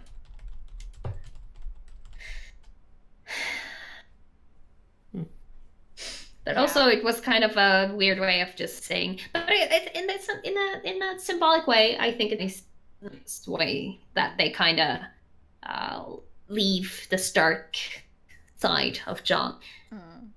Ranirov says he could have at least given Ghost a good boy pet when leaving him. Yeah, I agree. That would have been better. But we all know that John is a sad, grumpy grump, and yeah. I mean, he is. Yeah. Mike says that in the books, the Starks can feel their wolves. In the show, they killed it. So. Yeah. Yeah. Anyway. Then John leaves, and I mean, I think it's really hilarious with all the ghost memes, though. Like, somebody has made like a picture of Ghost and Thormund, and just like best spin-off ever. Ghost and Thormund beyond the wall. Aww. Tormund and Ghost Adventure Time. Yes. Oh, it's so nice. Do we have anything else that we want to say about this scene? I just think a lot of it was a bit unnecessary. It didn't give me anything. It was just like goodbye to a lot of characters and tying up loose threads, basically. Yeah. And also, John hugged everyone. John hugged Gilly, who he doesn't really know. Yeah. He hugged Sam. He hugged Thormund, but not Ghost. Maybe because he's an animal doesn't really need hugs. Yeah. Mike says that I was waiting for my Nymeria too, but... Same. Well, Arya could still meet Nymeria again on her way to King's Landing. It's still possible, but we'll see. Maybe. But I don't feel like she's important. No, anymore. But maybe we'll see more of Nymeria. Like, I just feel like they've been talking about expensive to, CGI dragons and direwolves, and I'm like, yeah, but we haven't seen much dragons and direwolves yet, so put in a direwolf, fuck's sake. Didn't give us elephants, now give me my direwolf. Yeah, I mean, you have the dragons now, and you with the Dany, and Dany's like the House Targaryen with her dragons and blah blah blah. But the Starks, they need their wolves. Yes. I like the wolves. Okay, now let's move on because this I am so excited to talk about this because this we have the Daenerys boats, Missandei and Grey Worm happily together on the boat. We see some time travel there. We see Tyrion and Varys talking about, the thing about Jon and Daenerys, and what do we think of their talk on the boat? I mean, they're desperately trying to can we fix this? Can we just put the two of them together and create a good ruler with these two together? No, probably not. Don't know how this is gonna work out. No. I think it's nice to see them scheming and planning and talk, but it's obvious that they're putting up a betrayal for Dany soon. I think When he's like, "Don't do it." No, that's later. But anyways, when he talks to Varys about, "Don't do it, don't do it," I think he's talking about himself more than Varys, actually. Yeah, I think so too. He's scared of what he might do eventually. And I mean, Varys in this scene points out that he's worried about Daenerys' state of mind, which we all are. Oh yeah. And Tyrion kind of just tries to shrug it off, like, yeah, it's our job to be worried about her state of mind. It'll be fine. It's like, no, you should be worried. Do we think that Dany and Jon will be able to rule together? No. Nah. No. I think Varys is right when he says that our queen does not like to share power. Mm-hmm. If she did, she would have already gotten together with Dario Naharis, for example. Maybe. Yeah, but still, how is she planning to, you know, carry on her legacy? She's planning to be immortal? I mean, Well, she already thinks that she cannot have kids. She already believes that she's not able to have any children. Then what's the point, really? Well, yeah, good question. Tyrion tried to ask her this in 7, and then she got really aggressive with him. So it started already there, I think. She's really scared of sharing that throne. Mike says, so good. Varys saying he's backing the realm is such a big sell. Yeah. It is a big sell. Yeah. Do we think that her advisors betray her? Yes. Yeah. I think so. One or both of them will probably turn against her. Yeah. But as I said earlier, I think Daenerys will try to sabotage Jon. And I think Tyrion is the one who's going to betray her. Yeah. By telling Jon what's happening. Yeah. And then Jon will kill her. Okay, now we have the beautiful dragon scenery, and then boom, dead. What do we think about Rhaegal's death? Well, it was. Oh God, Dany, you're so stupid. Why didn't you leave your fucking wounded dragon back in the north so he could heal his wings, so he could actually dodge stuff? Made me so mad. Okay, one thing. Mike mentioned it in the chat earlier, and I agree. Like, why didn't they involve the Greyjoy fleet that Yara has? I mean, she's not doing much good sitting there defending the Iron Isles. Yeah. And then, if you have a dragon, why didn't you see like the 20 boats that Euron already had be that island? How couldn't you see them? She was too busy feeling important. But I think in the books, isn't it speculated that Euron is some sort of, not wizard, but his boat is called the Silence. So there are some things about him being really silent. And I remember I've heard some speculations of him being some kind of wizard. Yeah, I mean, he's kind of described as being quite mad in the books. And his boat is called the Silence because all of the men manning his ship has had their tongues cut out. So no one can speak. But that's because they committed treason to once. So he commanded everyone to who works on his ship to get their tongues cut out, so nobody can speak of treason ever again. Yeah, and there's someone on the Iron Isles that has like magical powers, but I can't remember if Euron had them or if it was just the priest of the. Yeah, no, me neither. But I just remember that when Euron first came into this series, there were some speculations about him. Yeah. And magical powers, but I don't. Let's see. Mike says that he has the Horn of Winter in the book. Yes, he does. He can call the dragons. He can.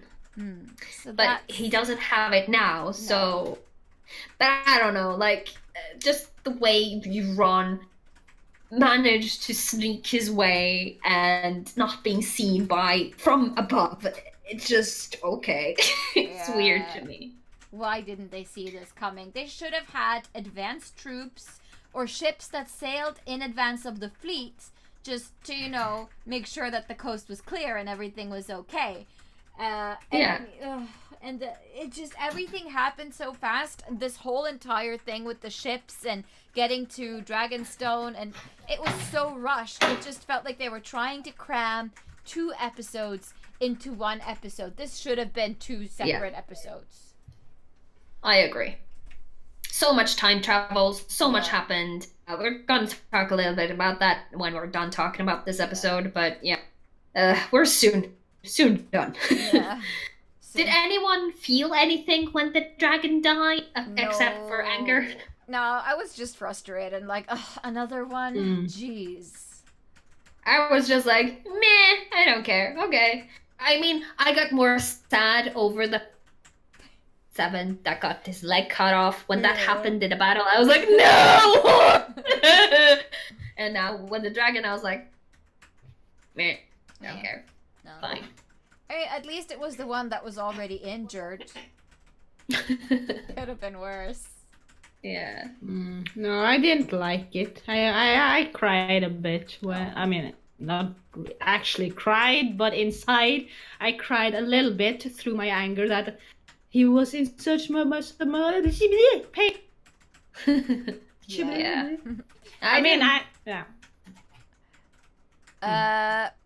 Rara says that I felt a bit happy that Dany basically got what she deserved, rushing the injured into war. Yeah. Yeah, it's pretty... Yeah, this is basically what Sansa was foreshadowing would happen. Yeah. And it's really nice that it actually happened, though. Daenerys' child that died, because Sansa is like, it's your men too who needs to rest, not just ours. Yeah. Everyone. And then it's Daenerys'... That's a bit poetic. Yeah.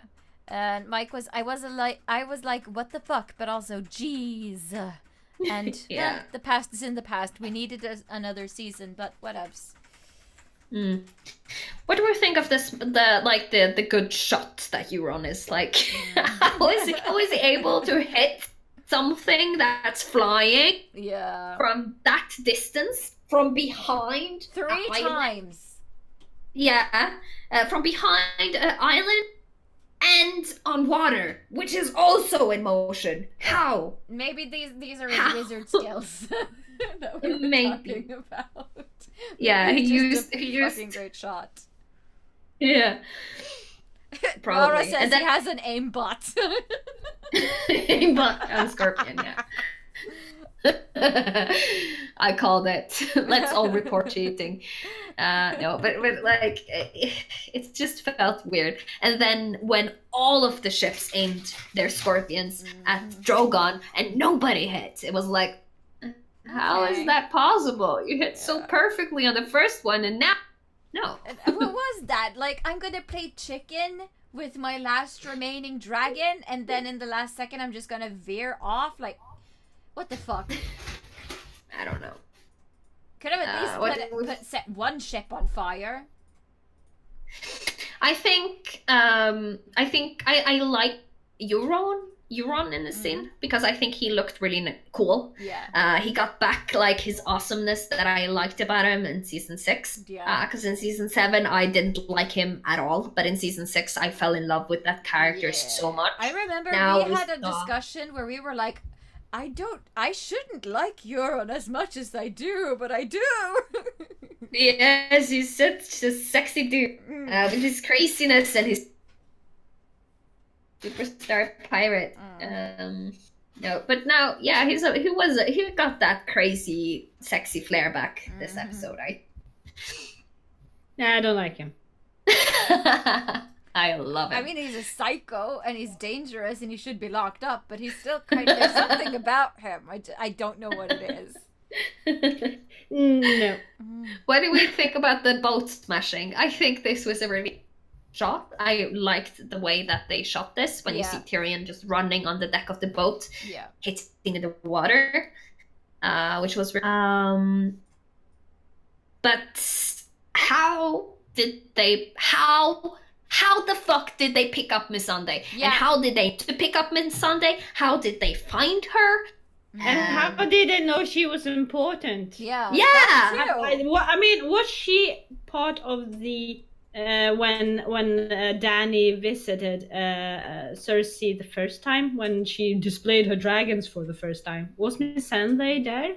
I think so, but I don't Maybe- remember. But No, but that might be a clue as to Yeah. why they knew she was important.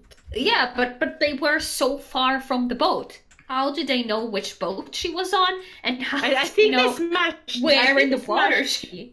Yeah, that's a thing. But I think they smashed all the boats. Yeah, but They did. They Grey, smashed everything. Grey Worm said, "Get on the skiff," and the skiff is basically like a small lifeboat. So if Yeah. she managed to get on that in time, and she was just a sitting duck on the water, that's a way that they could have gotten to her. But still, this too was also very, very rushed and very weird. But I guess they Yes. just needed to kill off another character. I don't know. Needed a reason for Dany to just flip. Yeah. Um, Mike says that she was at the meeting with the White Walker and the dragons. Yeah. Yeah. then Cersei would know, and Euron would know. Yes. Yeah. Then, and also she's the only woman basically in Daenerys' crew, Yeah. so she's easy to spot. Then they basically Dragonstone. We see that Tyrion is okay. We see that Varys is okay. We see that Grey Worm is okay, and then that's when we realize Missandei is gone. Then we get a cutscene to Cersei, who lets the people in through the walls of the Great Keep. Yes. And she basically tells Euron that she's pregnant. Do we believe Cersei? Is she pregnant? Yeah, she is, but it's Jaime's baby. It's not Euron's baby. Yeah, but why isn't she showing? If it was baby, she would be like 3 pregnant already. Yeah, but maybe that's why she's wearing those big dresses, so she won't show. Or maybe just Baby and corsets? I mean... Or maybe I they're don't just know. trying to save the the prop crew from doing a lot of extra, prop work. I don't know. Or maybe they just forgot that human bellies, explode. Maybe. Not explode, but grow. Expand. Expand. Yeah, I don't know. It's a tough one. I mean, she could just be faking the whole pregnancy and just using it as a weapon to lure people. Or she might genuinely be pregnant and it might be Jaime's baby. Yeah. Sure as hell isn't Euron's. That's for sure. No. Do we think Euron will stay because of this? I think that if it becomes evident at any point in time that Cersei is losing, he will leave. Yeah. This is true. And this is when we realize that Missandei is dead. Move on. We have the war table. That Daenerys is pretty pissed at this point, and Varys actually confronts her and tell her in her face that she is making a mistake if she goes through with torching the Red Keep. What do we think of this move from Varys? This was once again someone trying to be the voice of reason. Mm-hmm. And I think telling her that you can't do what you've been doing so far. It doesn't work that way. And I think it shows that he doesn't care for his own life. No. If he cared for his own life, he wouldn't have done this, because this is really scary. Mm-hmm.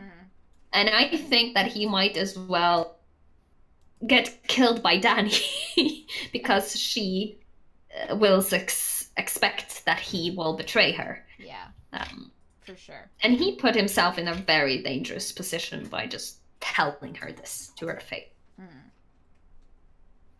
Do we think that Daenerys will destroy the city, though? Yep. Short and to the point. She's just proven time and time again the whole episode how desperate she is and how far she will go and how stupid she is. I'm sorry, I liked Dany before she came to Westeros.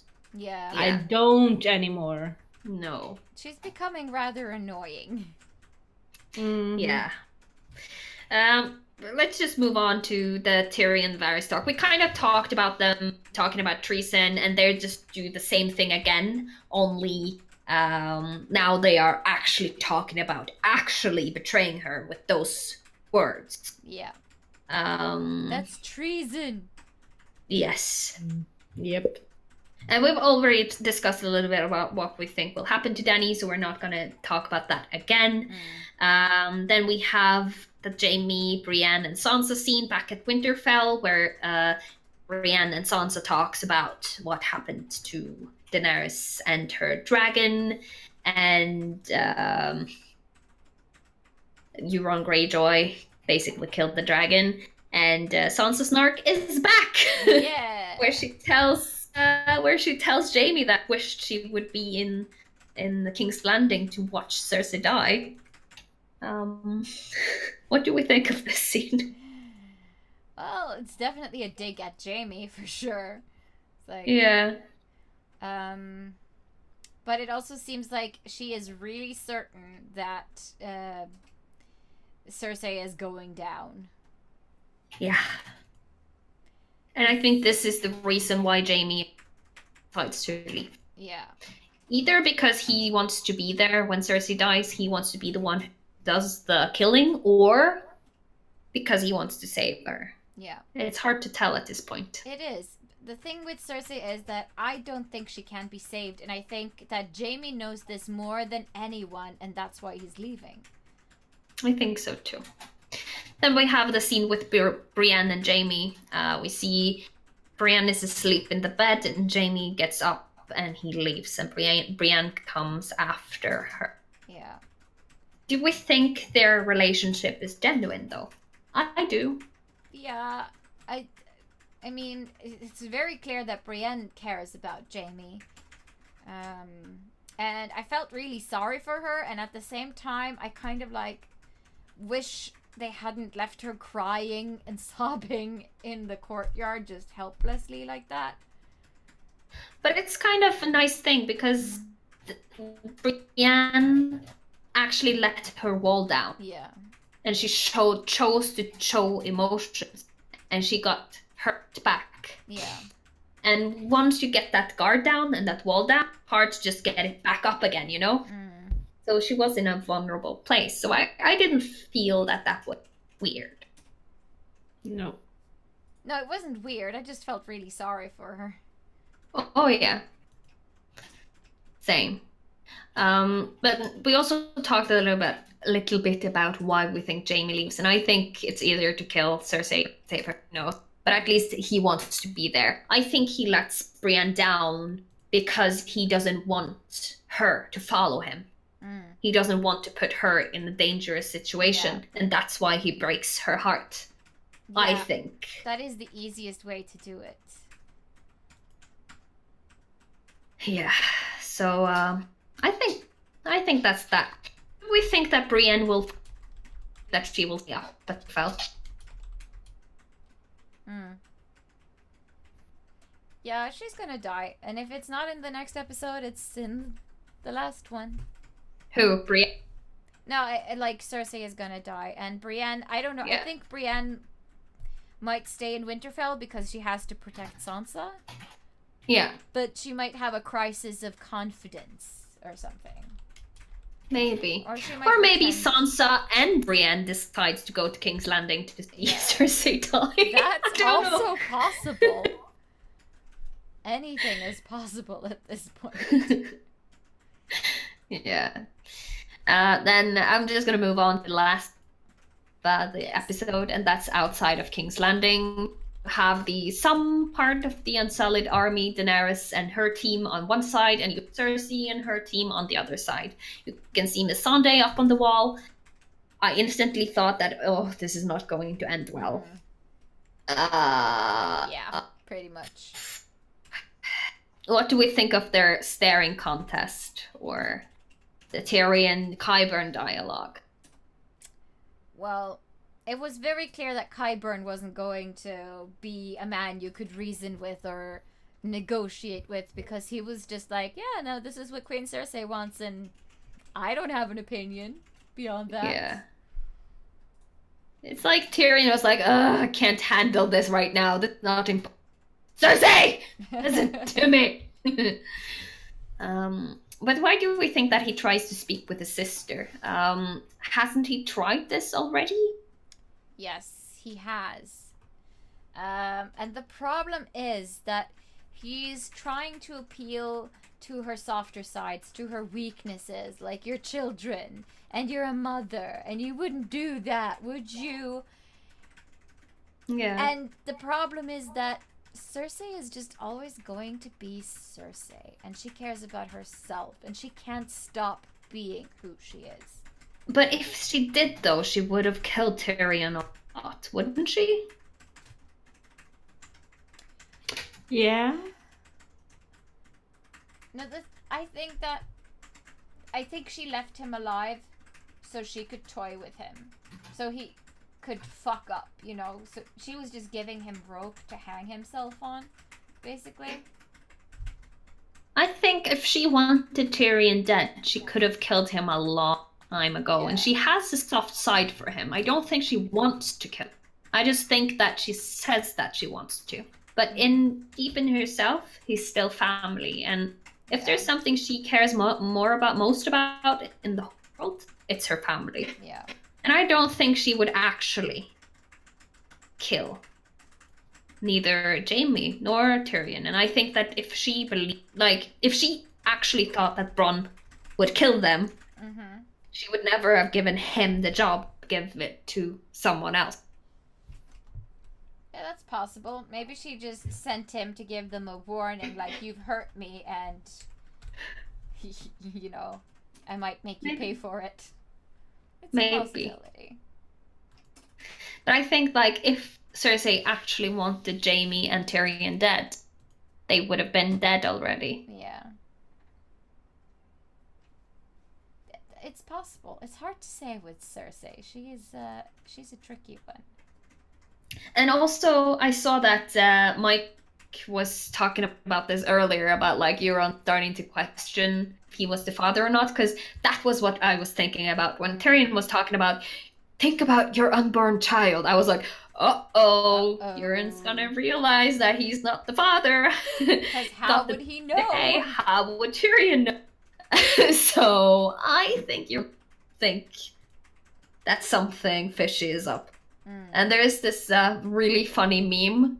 I posted a list of memes in our Discord and our Game of Spoilers Discord, where you can find this meme of when Euron realizes, when Tyrion talks to Cersei or something, like you just meme of the woman who thinks of all these math things behind her. So I'm not so sure if you're staying now. Yeah, no, he might be onto her, for sure. What do we think of the execution of Miss Sunday?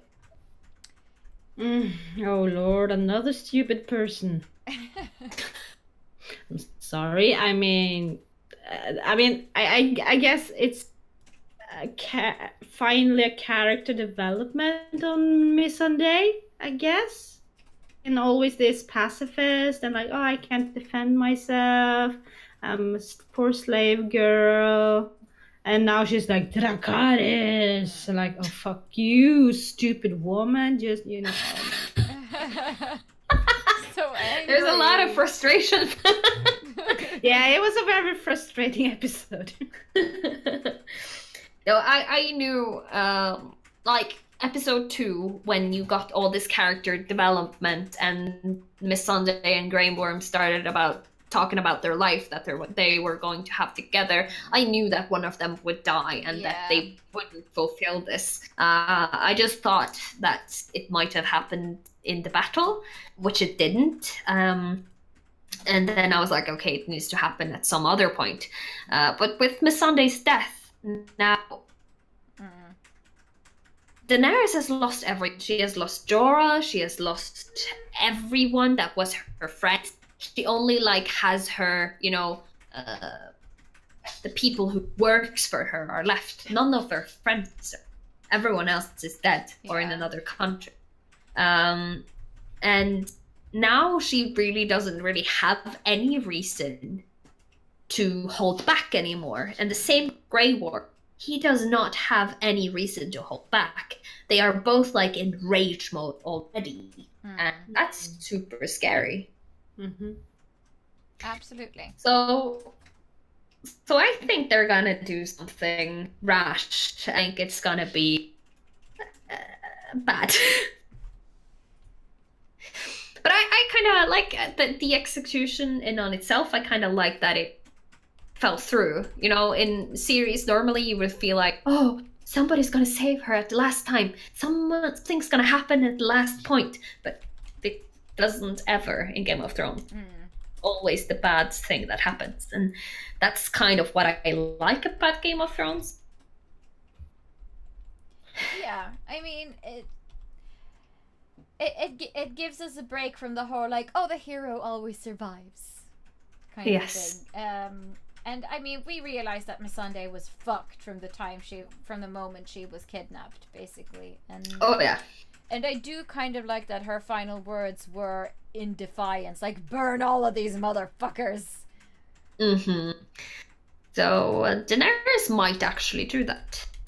Yeah. Oh, sure. She was fuming. She was mad. Oh yeah. What actually do we have any other Daenerys might do now? I think she might actually try to burn Cersei out of the keep. If no one stops her, she will do it. And I think this is where Tyrion and Varys betray her. Maybe. They are fucked though. Both of them are so fucked if they try to do anything other, because both the Unsullied and the rest of the Dothraki will follow Daenerys, whatever she decides to do. But Varys and Tyrion, they're the two odd ones out, so they need to step really careful if they want to survive this. So it's gonna be a burn them all moment, as Mike says. Yeah.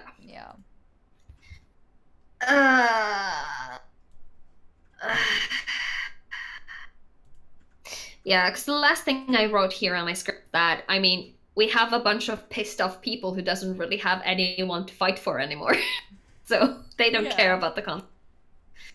Is there any of the costumes we want to talk about? Like Cersei dress. I can't wait to see someone cosplay this and make this, because this is like this and Sansa's armor dress. Those are so good. I think actually you can already purchase a copy of Cersei's dress in like cosplay shops online. That's cool. Potentially. So if you don't want to make it, it's available out there. But it does look like a comfy dress, because there's not a lot of plunging necklines. It's not, very tight or revealing. Like, it looks comfortable. It does. Okay. The only thing, it looks really heavy, because it looks like it's made of like furniture fabric rather than velvet, heavy velvet. Yes, heavy velvet, and I think it looks full. Anyway, I have a few questions though before we end this show. How do we feel about this episode? The first time I saw it, I didn't like it. I was like, same. This is too much happening. It's too rushed. They've made so many weird choices. What the fuck was this episode? I was just sitting there feeling disappointed, basically. Same. A lot of connections didn't feel real. I didn't feel it. I didn't like their own spirit. I just felt like they wanted to push a lot of information out just to get done with it. Yeah. And it felt rushed, like Mike says. And because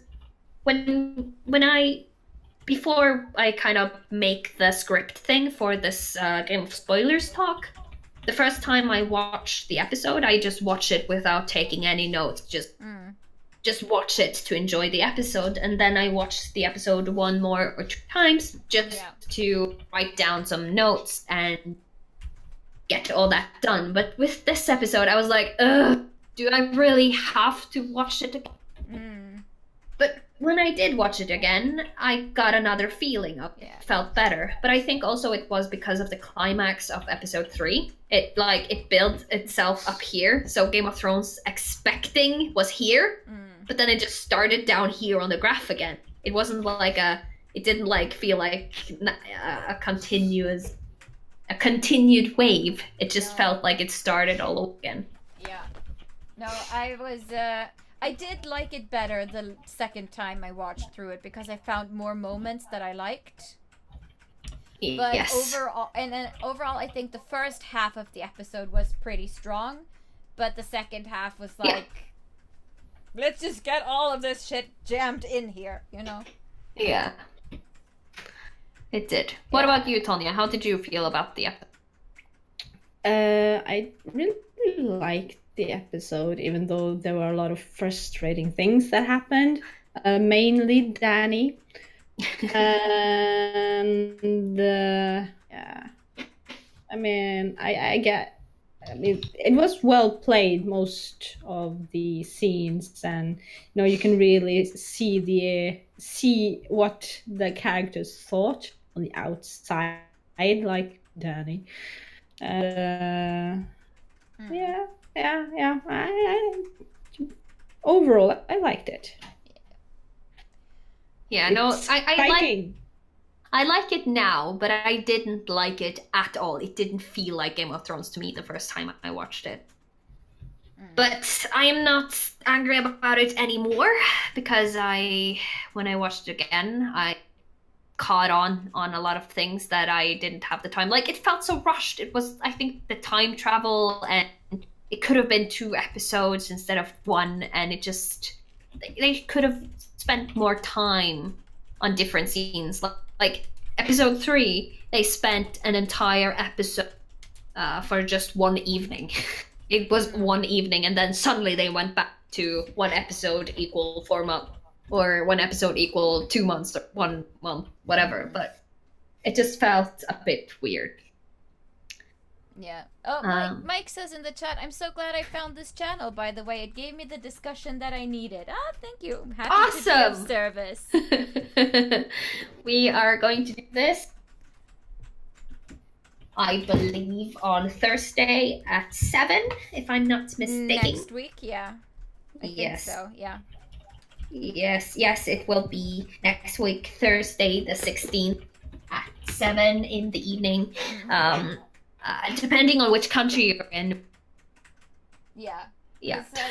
This goes live at 7 p.m. in the evening Norwegian time, which is also Central European Standard Time, which is at 6:30 today in UK time. So next time it will be at 6 UK time. Yeah. Yeah. So Thursday. Do we understand why people are pissed about this episode, though? I wouldn't say I understand why people are pissed, but I understand that people have issues with the episode and that people are annoyed and maybe a bit disappointed. Yes. Yeah. Same. Like, there's a lot of the things that people on the internet has been annoyed about, and discussions I've seen that I'm like, why is this even a discussion?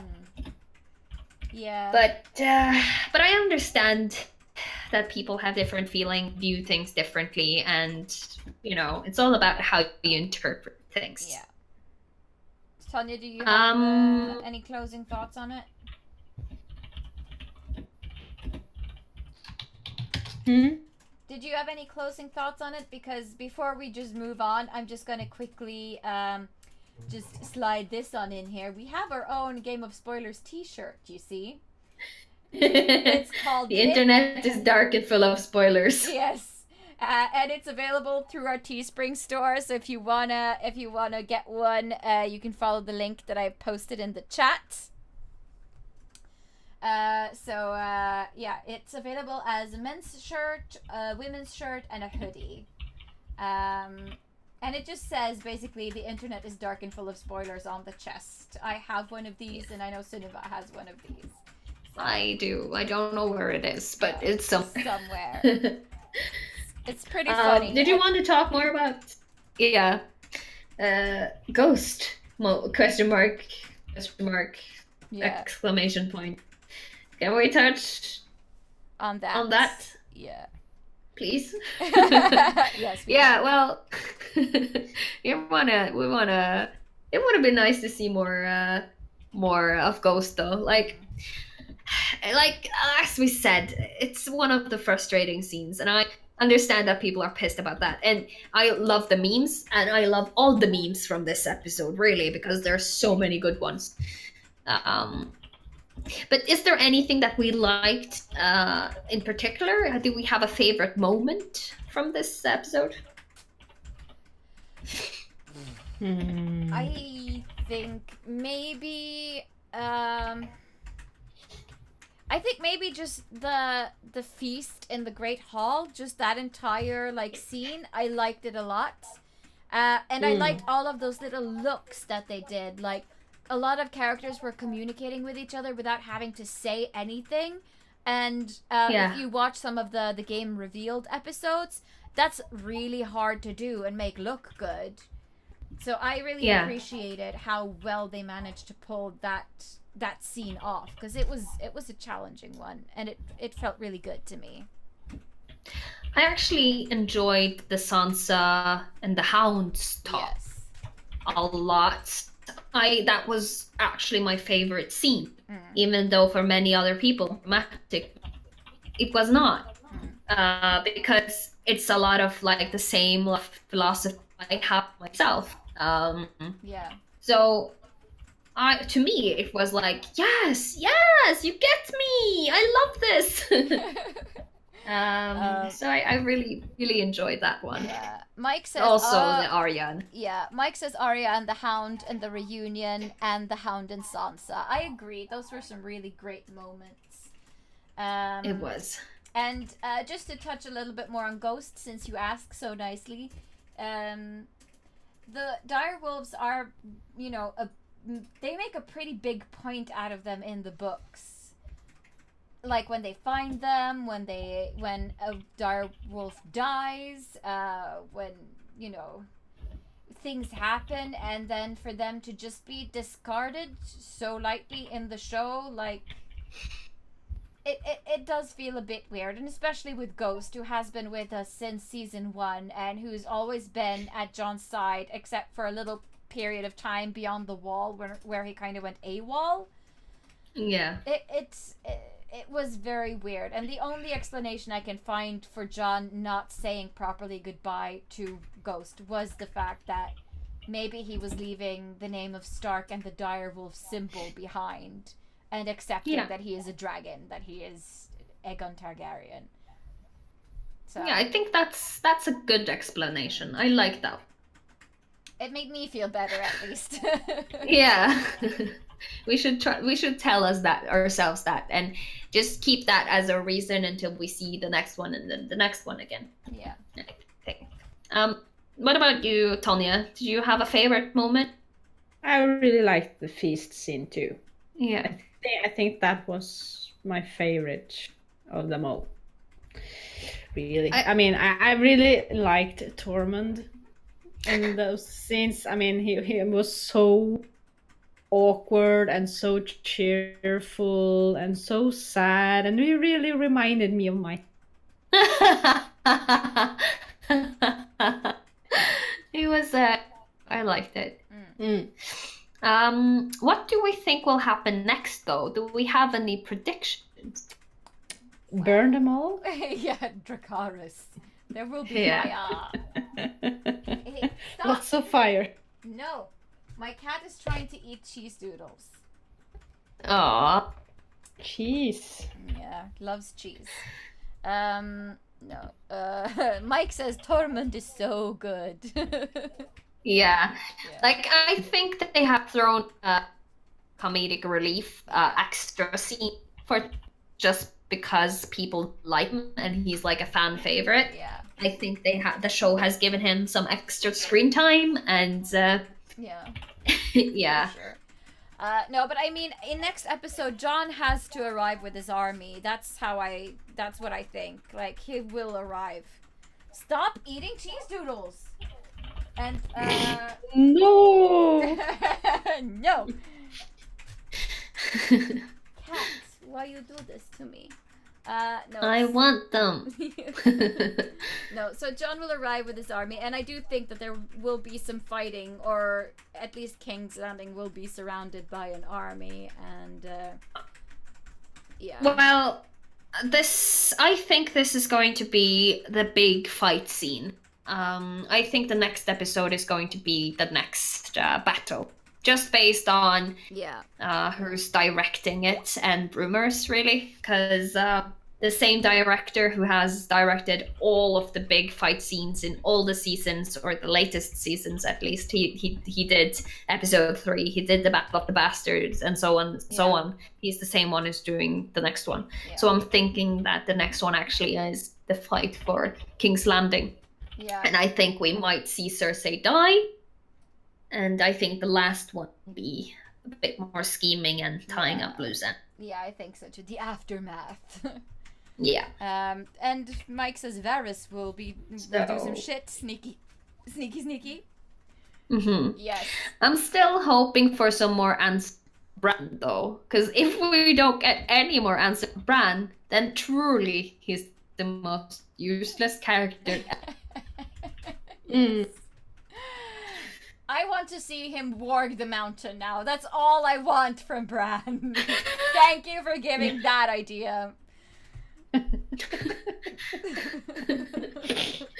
I want to see him warging exciting and attacking someone. Yeah. I want to see something cool. Because we know that he can't. We just yeah, he has to make a difference somehow.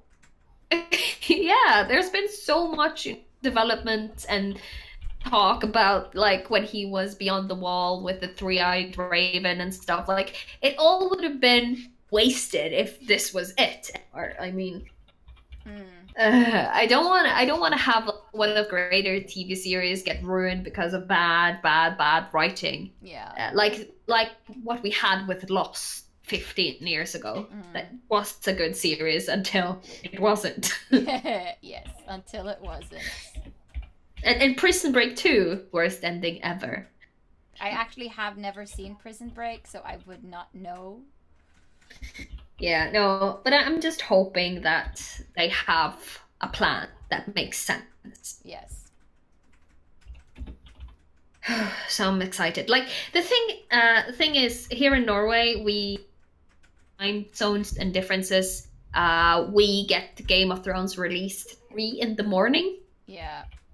So no, I'm not getting up, or I'm not staying up that late to actually see it. So I see it the morning after. So it's like, now when Game of Thrones is on, I'm like, yes, it's Monday. It means Game of Thrones. Yes. I love Mondays now. Yes.